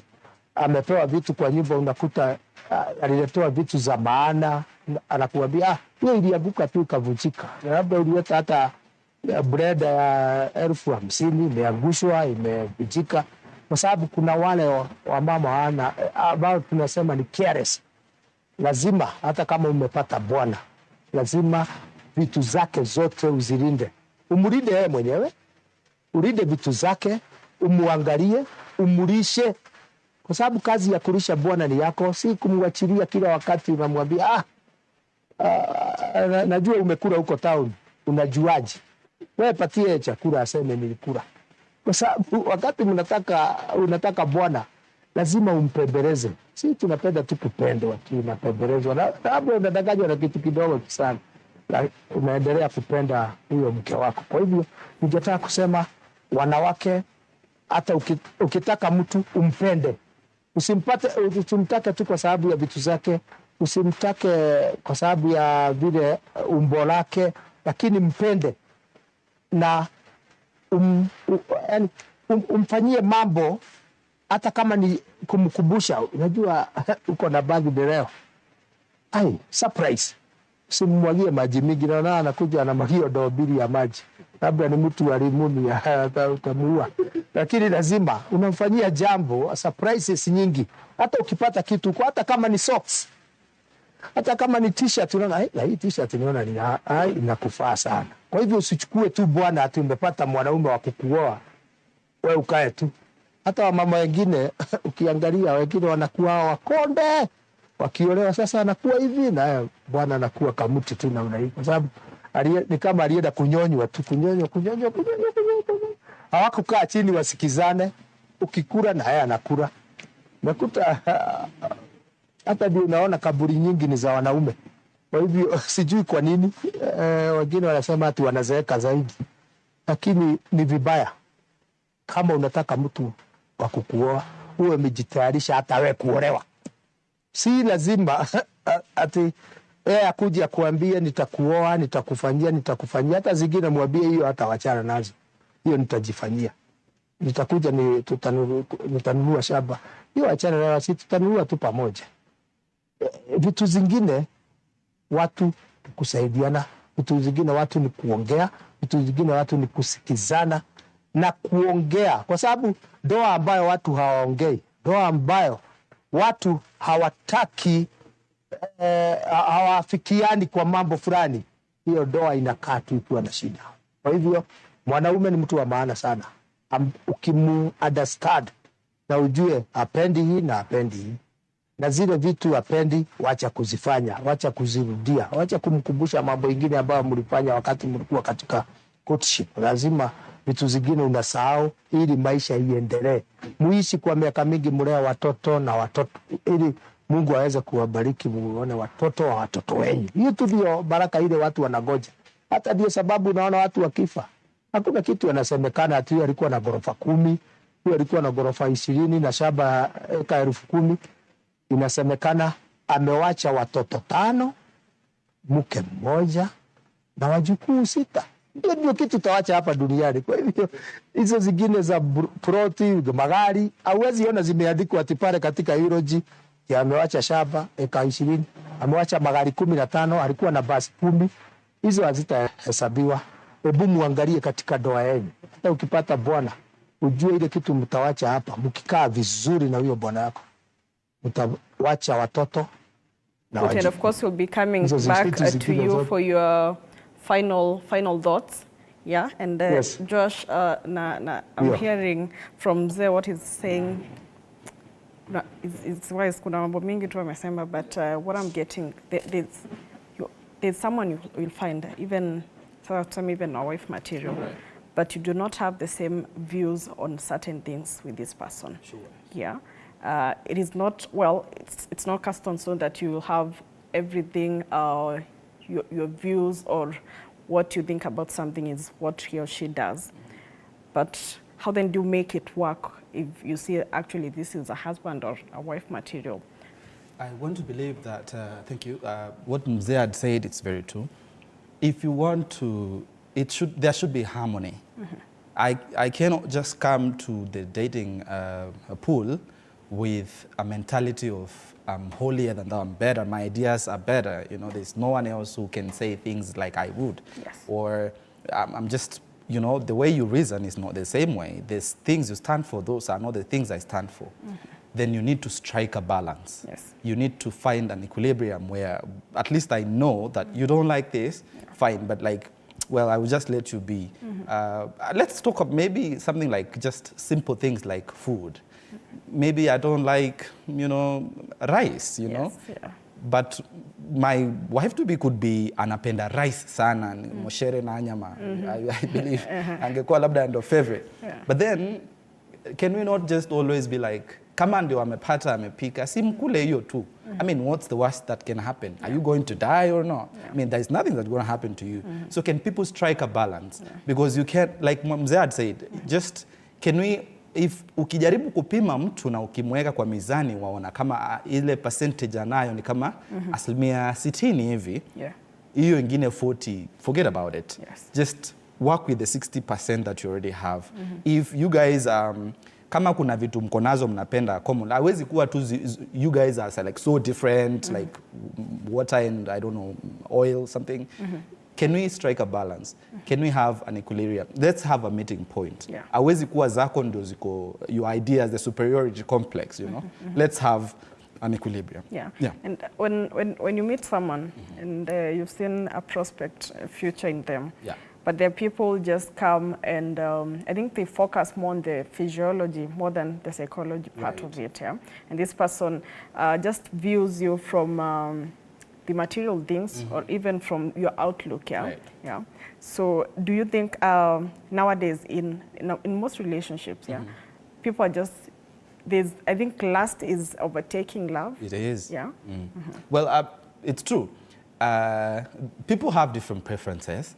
But there are people who just go and look at the physique of someone and like, I'm going to go for that one.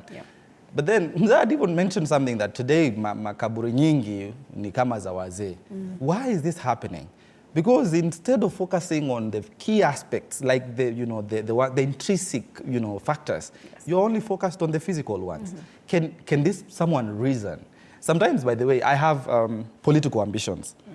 So whoever it is that should be the first lady or whoever my other half should be, need to like, they need to complement. Like I need to see someone who can actually be a first lady. You cannot just be the, you know, let's say the governor, and then mutu yako tu yuko tu. No, it cannot be like that. I mean, I need to someone when you're lacking some ideas, you can just like, babe, you know, this and that, and like, I was thinking we can do this and that, you know. If someone can help you reason, if they're helping you do the things that will make you a better person, go for them. Yeah, interesting. And let's just, even as we need to wrap up, what then do you think the ideal husband material now should have the attributes away from the materialistic things? Even looking at psychologically, how should this person be so that you know this is the right person to settle for? Okay. Let the person be honest. Because I believe the one thing that kills our relationships, marriages, is dishonesty. Let people be honest. A husband material should be an honest person. And they should be someone who is, you know, ready to like provide solutions. Mzee had mentioned something earlier on having, you know, women who are working and they are contributing to the house, you know, cause and, you know, all that thing. But then sometimes as a man, can you be a little bit in control? You know, do the most, do the most. If you want your wife to just be your wife, like your support and all that, she can complement. She can say, let me do the shopping for the house, but just do the major things. She will respect you for that. So be a provider. As a man, be a provider. Not just being honest and all that, be also a provider. It is so hard for you to get respect from a woman if every time you'll be like, nipe. Nisaidie, sina nipe, you know?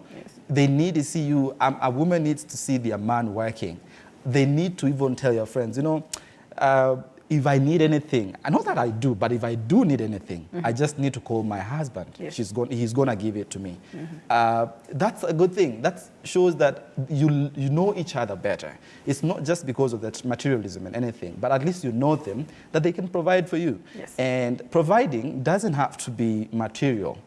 it can be an idea. It can be a solution to a thing that maybe the society actually faces. Yes. As a man, you also need to, you are responsible for the society. You're responsible for the young kids. Whatever you do, you also should know that they're looking up to you. When growing up, we used to have people that you'd like, nataka kuwa, you know, back in the days, kuona mtu na useme I want to be like them used to be like big deal, you know? Yeah, and it was a genuine It was a genuine one. Yeah. Like unaona venye wana behave, a couple, you know, those that go to church, going together, you know, doing things as a, you know, uniformly, sometimes doing projects together. Yes. You'd be like, I want that person. But then for you to get there, you also need to know that you also have to be a role model, to be the you know, even to your own kids. You know, we are talking about husband. So it means that at some point, maybe they're going to get kids. Well, nowadays, our generation does need to all, you know, get kids and all that. There's antinatalism and stuff. But if you want to have kids, at the end of the day, there's also a need for you to be a role model. Yes. On so many aspects, including working, including looking for money, including advising people. Yes. We are responsible. And one thing this generation is lacking, Nile kusema, I don't owe you nothing. I don't owe anyone nothing. Like, I don't know you any explanation. Whoever I go with, I don't owe you anything. Yeah. No, come on. We owe you a lot. You are the society. You are responsible for the society. So whatever you do, you need to know that you owe us a lot. Yeah. That explanation, say, I cannot explain, you should explain, because that is what actually makes a society. Yes. People where they care about one another, you know, you are concerned about how is your friend doing. Yes. We cannot just wake up and decide, I haven't seen my friend in like a week, and you're not bothered. Check on them. Let's see, what are they doing? Maybe they are facing some challenges. And you as a man, not just any other person, as a man, it's very important for you to be like checking on people, because this is our role in the society. Protection, you know, giving, protection, providing, all that, that is our role. So I also want to believe that a husband material should be concerned about the society, because that is where you're going to raise your kids at. Hawezi kuja upate tu kwa ploti vitu zimeharibika, na just because wewe uko na kwako unasema let me just mind my business. No, that is the environment your kid is going to grow at, and you need to be aware of the environment. So being aware, being cognizant of the you know, society, the trends, it's very important. And I also want to believe, basically as a man, be out there. Come on, just don't always spend it all in the house. Come on, just go out there, meet people, interact, get ideas. That would be great. Thank you so much, Josh, for that input. And I'll give Mzee Kigoshi just a minute. Let me give him a minute to wrap up. Less than a minute, actually. Final shot, utuambie what your parting shot is. Okay, thank you. Jambo lingine ningetaka kufunga nalo ni kusema usipende mtu sana. Yaani upende mtu kiasi kwamba akikuacha unajinyonga. Hiyo ndio shida imekuwa na wasichana wengi. That first love ni hatari sana. Unakuta mtu anapenda, huyu kijana akiniwacha mimi nakufa. Na true to the words, unakuta huyu kijana amekataa, yeye ameoa mwingine. Huyo msichana unakuta amekunywa dawa, amejimaliza, amemaliza maisha yake, na sasa hayuko. Wakati msichana anakunywa dawa kwa sababu ameozwa na kijana, hiyo anakuwa msichana mjinga kabisa. Kwa sababu si amekunywa dawa, si ameenda. Ile sasa ule kijana amemwachia uhuru aendelee na mambo yake. Kwa hivyo ni vibaya sana kujiua kwa sababu ya mtu. Kwa hivyo hakuna mtu wa mtu kabisa. Tuseme huyu ni bwana yangu kabisa. Kama kungekuwa tu mtu ni wako kabisa, ungekuta hata kijana akikufa, msichana anasema hata mimi nataka kuzikwa na yeye. Hata msichana akija, kijana anasema sasa mimi nimeisha, sasa nizikwe. Hakuna awesema ati kuna bwana ya mtu kabisa. Hapana. Tena this long distance relationship ni baya sana. Unapenda mtu wako Turukana na uko Nairobi. Ako uko Rodwa na uko Nairobi. Mnaonana miezi 3 mara moja. Utajuaje hiyo miezi nyingine anafanya nini huko? Ni vizuri unapenda mtu ambao mnaona mara kwa mara ili unaweza kumjua, kumstudy, unajua huyu ni wa aina hii, ni mtu hata mkitaka kwenda pahali mnasema kesho twende Nairobi, twende Naivasha, wanasemaga Vasha, twende huko Vasha, twende Nakuru, sijui yani mnaweza enda, mnaweza ongea weekend mpatane, lakini mtu ambaye mnaonana miezi 4, miezi 5, mwaka mara moja na unasema uko na mchumba, hiyo ni nini? Hiyo ni ukora. Kwa sababu kidogo tu utakuta mko wengi, ana mwingine Kitale, ana mwingine Eldoret, ana mwingine Samburu, ana mwingine Nanyuki, ana mwingine Naivasha, lakini wakati mnaonana itakuwa ni jambo la maana, kwa sababu utakuwa ukijua huyu kweli hata kila weekend tunaonana, kwa sababu kama mnapanga kuoana, kama msichana anapanga huyu awe bwana yake, lazima wao wanaonana sana amjue, lakini wasio wanaonana kila mwaka alafu siku moja waseme sasa nataka tuoane.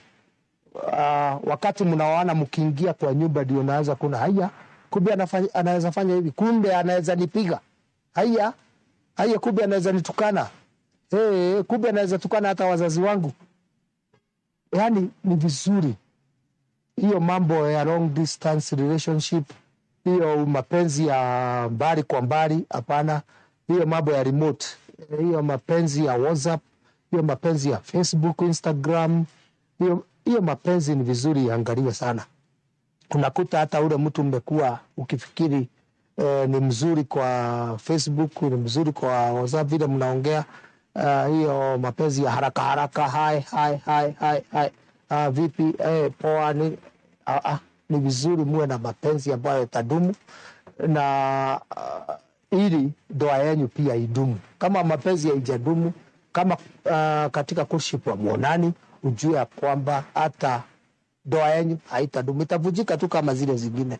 Kwa hivyo lazima mjue, ujue mchumba wako, ujue kijana yako anayetaka kukuoa, ili mkae, yani, na ujue kama ni mtu trust, kuaminiana ni jambo la maana. Hiyo nataka kuacha na hiyo, watu waaminiane, sema ukweli. Kama una kitu sema mimi nakupenda lakini sina kitu. Asante sana. Thank you so much, Mzee Kigoshi, for that input, and of course you and your viewer for all even making the time to keep up with this conversation. And I do hope that you've learned something at least. For me, I've picked up honesty is key when choosing a husband material. And now let's take a short commercial break. When we come back, we'll update you on what is happening in different parts of the country.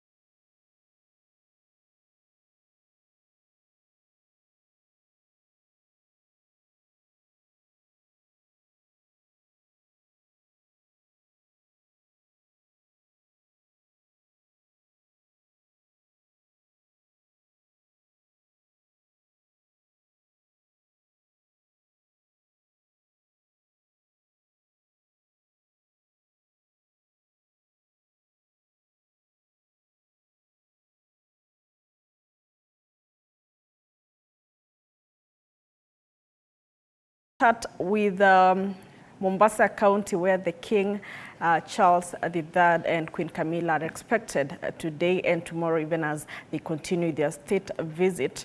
And Paul Muniu, good morning. If you can hear me clearly, bring us up to speed on the preparations for the King's visit in Mombasa County today. Naam, asante sana, na bila shaka shajara yetu ya kaunti ya Mombasa imejaa matukio ambayo tutakuwa tunayafuatilia siku ya leo, ikiwemo wageni ambao tunawapokea siku ya leo. Huyu ni mfalme wa tatu Charles, ama mfalme Charles wa tatu, na vile vile malkia, na watakuwa wakiandamana na Rais William Ruto ambaye vile vile atakuwa anaendeleza shughuli ama ziara yake ya kaunti za Pwani hapa Mombasa, na vile vile kaunti ya Kilifi ambapo atakuwa akizindua miradi mbalimbali, na tukimtarajia mfalme Charles wa tatu atakuwa akizuru maeneo matatu siku ya leo, ikiwemo eneo la mazoezi ya wanajeshi wa majini eneo ambalo liko katika eneo la Mtongwe, katika eneo bunge la Likoni hapa Mombasa, na vile vile tunatarajia kwamba watakuwa kiandamana na Rais William Ruto ili kuweza kuangazia baadhi ya mazoezi ambayo yanaendelezwa huko kati ya wanajeshi wa Uingereza na wanajeshi wa hapa nchini wa majini. Vile vile atakuwa kizuru katika eneo la Kuruitu. Hili ni eneo la kuweza kulinda mazingara, hususan mazingara ya rasilimali za baharini. Tunazungumzia kuhusiana na mikoko, tunazungumzia kuhusiana na samaki, na vile vile mazingara ya ufukwe wa baharini, na kisha atakuwa kielekezwa katika eneo la fukwe za Nyali hapa Mombasa, vile vile ambapo atakuwa kiangazia baadhi ya masuala ambayo yanahusiana na rasilimali za baharini na vile vile mazingara ya baharini. Na niko na ratiba ya rais ambaye atakuwa kizuru kaunti ya Kwale. Hapo nilikuwa nimesema kaunti ya Kilifi, lakini ni kaunti ya Kwale. Alikuwa kaunti ya Kilifi hapo jana, ambapo aliweza kuzindua mradi wa barabara na vile vile kuangazia mradi huo umefikia wapi. Leo atakuwa kaunti ya Kwale na vile vile kaunti ya Mombasa. Ni ratiba ambayo imeshikana, na lakini atakuwa niguzie tu kwamba atakuwa akizuru katika kijiji cha Mkwiru, kipo Wasini ama kiko katika eneo la Wasini, na vile vile eneo bunge la Lungalunga, na atakuwa akifanya ziara ya kuweza kuzindua kiwanda cha uzalishaji wa umeme, na vile vile atakuwa katika sherehe za kuweza kuangazia mradi wa Shimoni Fishing Port ambao ni ambao unakuwa ama utakuwa kiimarisha biashara ya samaki na vile vile ukusanyaji na vile vile kitu ambacho tunaita ile storage ya samaki, na vile vile atakuwa kiingia kisiwa cha Mombasa pale ambapo atakuwa kizindua mradi wa nyumba za bei nafuu za Baxter. Vile vile hii ni awamu ya pili ya nyumba hizo. Kumbuka kwamba nyumba hizo ziliweza kuzinduliwa baada ya kukamilika ama baada ya awamu ya kwanza kukamilika, na ni nyumba zaidi ya 500 ambazo ziliweza kupokezwa wamiliki wake tuseme katika kipindi cha mwezi mmoja uliopita. Kwa hivyo leo atakuwa kiangazia mradi huo. Kumbuka kwamba ni mradi wa kwanza kukamilika katika ile ambayo tunaita partnership ama ushirikiano wa serikali ya kaunti vile vile na wawekezaji wa kibinafsi katika kuhakikisha kwamba Wakenya na vile vile wanaoishi katika maeneo ni duni ama vitongoji duni wanapata makazi yaliyo na ubora, na vile vile wanapata services zingine kama vile maji, na vile vile katika imarisha jinsi wa Kenya wanavyokaa. Atakuwa kizindua mradi huo ambalo ni eneo kando na mradi huo wa awamu ya kwanza ya Baxter, na atakuwa vile vile mradi huo unafahamika kama Mzizima Housing Project, ambao ni mradi vile vile unaangazia nyumba za bei nafuu. Kwa hivyo ni hayo ambayo tunayatarajia kuyafuatilizia siku ya leo. Vile vile atakuwa kiandamana na viongozi wengine. Tunamtarajia kwamba labda huenda akaandamana na naibu wake Rigathi Gachagua, lakini hatuna uhakika, ni swala tu la kusubiria tuweze kuona. Lakini watakuwa na Mfalme Charles watatu katika eneo la mafunzo ya wanajeshi hawa wa maji katika eneo la Mtongwe. Kwa hivyo ni kipindi cha kusubiria muda uweze kutimia ili tuweze kuungana na Mfalme Charles watatu vile vile na Malkia, tusikie ni kipi ambacho watakuwa nacho. Ikumbuke kwamba wamezuru kaunti ya Nairobi hapo jana na vile vile siku iliyopita. Kwa hivyo siku ya leo watakuwa kizuru kaunti ya Mombasa, na vile vile siku ya kesho ambayo ndio siku ya mwisho ya ziara yao hapa watakuwa kizuru maeneo tofauti, ikiwemo eneo la makavazi ya Fort Jesus na vile vile kanisa ambalo ni nzee ama jengo lililojengwa miaka mingi iliyopita na wale ambao walikuwa wanaleta injili katika taifa letu la Kenya. Kwa hivyo kutoka upande huu sina ya ziada, langu tu ni kukuambia ugande katika eneo hilo, na vile vile ama katika runinga yako, manake tumekutayarishia matukio moja kwa moja. Atakapo wadia katika kaunti hii tutakuwa tunapeperusha moja kwa moja kutoka eneo hili la Mombasa. Kwa hivyo ni hayo tu kwa sasa, na kwa niaba ya mpiga picha wangu Brian nami Paul Munio tunawatakia siku njema na yenye fanaka. Na asante sana Paul Munio kwa habari hiyo. Now let us look at a story still related on matters the King's visit. And Kenya and the United Kingdom have also shared some frosty relations, much of it based on the past. The Mau Mau Rebellion was a war in the British Kenya colony between 1920 to 1963 between the Kenyan Land and Freedom Army KELFA, also known as the Mau Mau, and the British authorities dominated by Kikuyu, Meru, and Embu fighters. The KELFA also comprised units of Kamba and Maasai who fought against the European colonists in Kenya, the British Army, and the local Kenyan regiment, that is British colonist, local auxiliary militia, and pro-British Kikuyu. George Baringa takes a careful look at the rough patches in the long relationship between Kenya and the UK. The origin of the term Mau Mau is uncertain. However, it was informally christened Mzungu Arudi Ulaya, Mwafrika Apate Uhuru. The armed rebellion of the Mau Mau was the culminating response to colonial rule.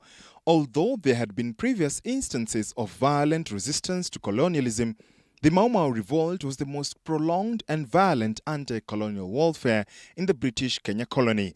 From the start, land was the primary British interest in Kenya, which had some of the richest agricultural soils in the world, mostly in districts where the elevation and climate make it possible for Europeans to reside permanently. Though declared a colony in 1920, the formal British colonial presence in Kenya began with a proclamation on July 1, 1895, in which Kenya was claimed as a British protectorate. Here in Kenya, we can speak openly and say there is a lot of work that needs to be done. And the contestation is about our shared past. That is major. The British authorities suspended civil liberties in Kenya. Many Kikuyu were forced to move. According to British authorities, 80,000 were interned in squalid detention camps. It is estimated that between 160,000 and 320,000 were interned in detention camps, also known as concentration camps. Long after the struggle, 60 years on, I cannot hesitate but say that there are relics of neo-colonial relations between us and British, in practical terms and in attitudes. The capture of the rebel leader, Field Marshal Dedan Kimathi, on 21st October 1956 signaled the defeat of the Mau Mau and essentially ended the British military campaign. However, the rebellion survived until after Kenya's independence from Britain, driven mainly by the Meru units led by Field Marshal Musa Mwariama. General Baimungi, one of the last Mau Mau leaders, was killed shortly after Kenya attained self-rule. Fast forward to 2023, 60 years later, His Majesty King Charles III did not offer an apology as had been expected, but expressed deep regret. None of this can change the past, but by addressing our history with honesty and openness, we can perhaps demonstrate the strength of our friendship today. The British Army Training Unit in Kenya, BATUK, is also another thorny argument. On 3rd June 1964, Duncan Sunday's Secretary of State for Commonwealth Relations signed a post-independence defense agreement with the new Kenyan government. Among its other provisions, it specified that British troops could exercise in Kenya twice a year. There have been concerns from a section of Kenyans about the presence of BATUK. Their allegations against BATUK include ethical breaches related to misconduct such as corruption, fraud, discrimination, abuse of power, and other unethical behaviors. Furthermore, the victims claim human rights violations, including sexual harassment, mistreatment, torture, unlawful detention, killings, and other violations of internationally recognized human rights standards. During his 4-day official visit to Kenya, King Charles III is facing demands to address the legacy of 8 decades of British colonial rule, as well as concerns over foreign ownership of valuable farmland and that accountability for the actions of British soldiers stationed in Kenya have not been adequately acknowledged. George Maringa, TV47, Nairobi. Well, thank you, George, for that comprehensive report.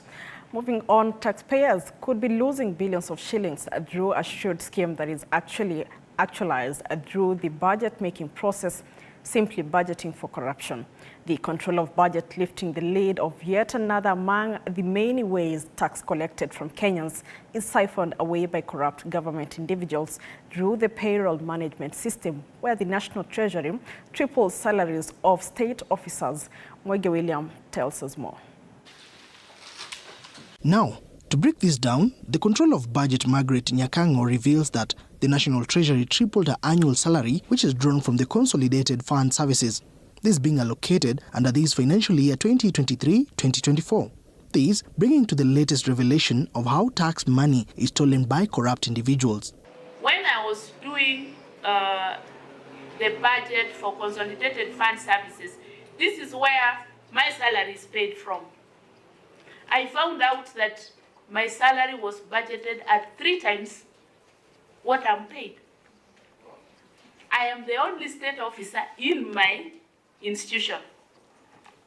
So there's nothing like confusion there. The control of budget further revealing that a whopping 5.6 billion Kenya shillings was paid outside the prescribed payroll management system, adding that despite her putting forth queries over the same, her office is yet to receive a response from the Treasury. They have not answered me why they budgeted 3 times what I'm supposed to be earning. So now, if that is only my salary, what I'm saying, we don't know what else is dodgy in there. Clearly what is happening is wrong, but get this scam could be entrenched into the actual budget-making process, making it very hard to deal with. See, Section 35 of the Public Finance Management Act guides the national budget process. The budget process for the national government shall follow these stages. Development of planning process, which both long-term and medium-term. Preparing overall estimates in the form of the budget policy statement of national government revenues and expenditure, and at this juncture is where the mathematical exaggeration happens. Before adoption of the budget policy statement by Parliament, followed by preparing budget estimates, submitting those estimates to the National Assembly for approval, then enacting the appropriation bill and any other bills required to implement the national government's budgetary proposals, and finally, implementing the approved budget. Later, evaluating and accounting for budgeted revenues and expenditure is done. If the revelations by the control of budget are anything to go by, it shines a different light on the numerous warnings by President William Ruto of a corrupt government officials stating that the days are numbered. Na mtaona mambo hivi karibuni ya kwamba wale wote wanahusika na kuiba pesa ya Wakenya na mambo ya ufisadi na mambo ya ukora, mambo yao ni matatu. Billions of shillings and counting continue to be siphoned day in, day out through a meticulously thought out plan, beating the legal system to avoid arrest. It remains to be seen what will emerge from this revelation. Mwigi William, TV47. Thanks, Mwege William, for that report. Now let's look at stories making headlines internationally. And injured Palestinians and foreign nationals from Gaza have started crossing the border into Egypt for the first time since Israel's siege began more than 3 weeks ago. At least 20 Palestinian patients and 110 dual nationals have left Gaza so far.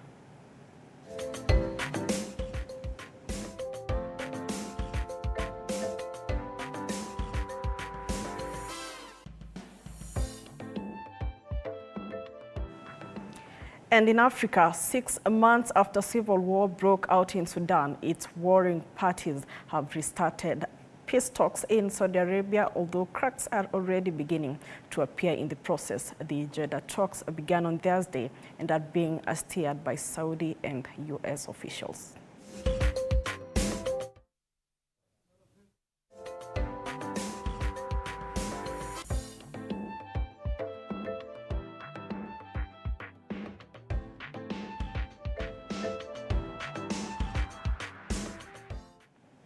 In Zimbabwe, for months now, Zimbabwe has been battling to stem the spread of deadly cholera in its cities and villages because the country lacks clean water. Cholera has spread across all of the country's 10 provinces, mainly affecting children, often left unsupervised in the stifling heat as their parents try to work.